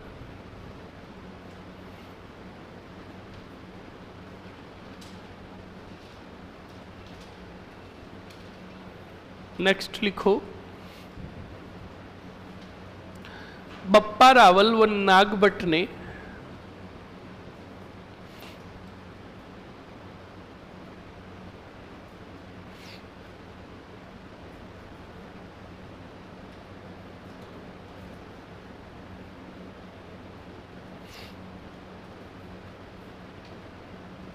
क्या लिखा आपने? नागभट्ट प्रथम ने मिलकर अरबों के विरुद्ध कौन सा अभियान किया? खुरासान अभियान किया। खुरासान अभियान किया। कौन सा अभियान? खुरासान अभियान किया। लिख लिया? नेक्स्ट लिखो स्टूडेंट, अगले पॉइंट में खुरासान अभियान के बाद अगले पॉइंट में लिखो, सी.वी. वेद ने, सी.वी. वेद ने बप्पा रावल को मेवाड़ का, बप्पा रावल को मेवाड़ का कौन सा मार्टल? चार्ल्स मार्टल कहा। चार्ल्स मार्टल कहा।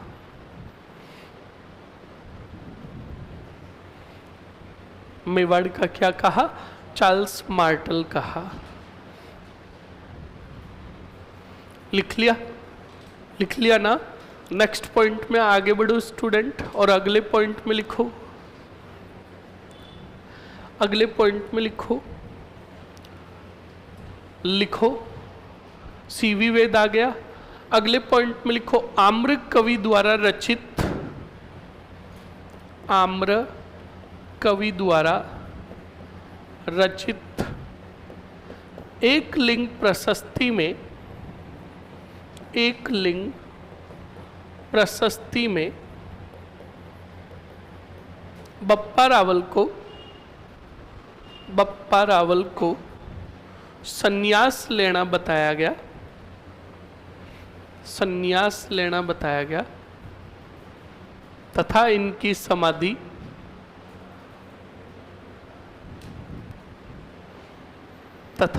समाधि कहाँ? नागदा में बनी हुई।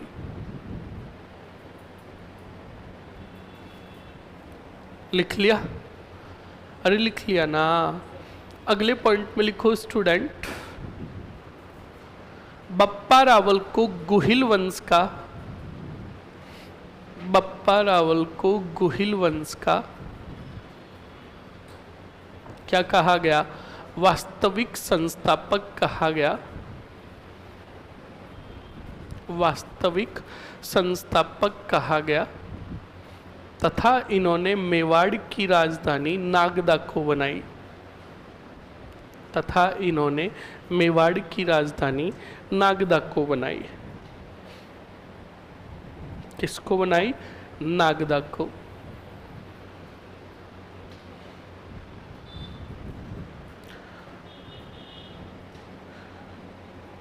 देखो संस्थापक पूछे तो स्टूडेंट क्या कहोगे? गुहादित्य या गुहिलादित्य। और वास्तविक संस्थापक पूछे तो बप्पा रावल। कौन सा रावल? अब आप में से मुझे कौन बताएगा वह कौन सा लेख है जिसमें काल भोज और बप्पा रावल को अलग अलग शासक बताया गया? कब लिखी गई? कब लिखी गई है? 1672। अच्छा 1872। और अब जोर से बोला तो 2072। कौन बताएगा? रणकपुर प्रशस्ति की रचना कब हुई? हाँ बता। 1437। 37 मर जाएगा। और कोई? एनीबडी? एनीबडी? हाँ वो दिख रहा है मुझे, बेटे बोल रहे नो बडी। खड़ी हो। अरे खड़ी हो। अरे पहले खड़ी तो हो, अब बोल। जोर से बोल मर। 1500 1439। बहुत बढ़िया, बैठो। समझ गया? 37 लिखो जल्दी से। लिखो स्टूडेंट, रणकपुर प्रशस्ति में, रणकपुर प्रशस्ति में बप्पा रावल व काल भोज को, बप्पा रावल व काल भोज को अलग अलग शासक बताया गया। रणकपुर प्रशस्ति में बप्पा रावल व काल भोज को अलग अलग शासक बताया गया। लिख लिया? अरे लिख लिया ना। एक पॉइंट और लिख लो। पाशुपति संप्रदाय, पाशुपति संप्रदाय कौन सा? पाशुपति संप्रदाय ऑब्लिक करके लकुली संप्रदाय, लकुली संप्रदाय, पाशुपति संप्रदाय ऑब्लिक करके लकुली संप्रदाय का एकमात्र मेला,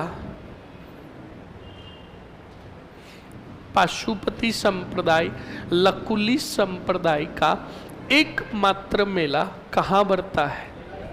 कैलाशपुरी उदयपुर में भरता है। कैलाशपुरी उदयपुर में भरता है। कब भरता है कौन बताएगा? जिसको आ रहा है हाथ खड़ा। ये पाशुपति संप्रदाय, लकुली संप्रदाय का मेला कब भरता है?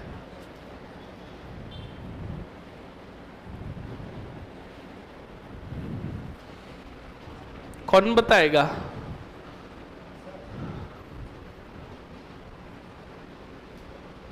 बता। और कोई? छोरे खड़ो, बता बता, खड़ो। फाल्गुन? क्या बोल रहे? फाल्गुन के आगे ये कौन सी दसी होता है? तो पूरा बोला करना, सीधा बोल देना फाल्गुन तेरस को। खड़ा हो वापस। ये तेरस कौन सी है? शुक्ल पक्ष की या फिर कृष्ण पक्ष की? शुक्ल पक्ष की। कौन से पक्ष की? जो शुद्ध गलत है, कृष्ण पक्ष की। फाल्गुन कृष्ण त्रयोदशी को मेला भरता है। लिख दो आगे, फाल्गुन कृष्ण त्रयोदशी। जाओ और जल्दी से चाय आई पीकर आ जाओ। आज हमें रावल रतन सिंह तक पहुंचना है, ध्यान रखें इस बात को। रावल रतन सिंह तक, कल राणा सांगा तक, और परसों पूरा मेवाड़, तरसों मारवाड़, उसके तरसों बीकानेर, उसके तरसों कछावा, उसके बाद गुजर प्रत्यार, और उसके बाद टाटा बाय बाय। हाँ बिल्कुल जल्दी हो जाएगा, टेंशन मत लो, जल्दी जाओ।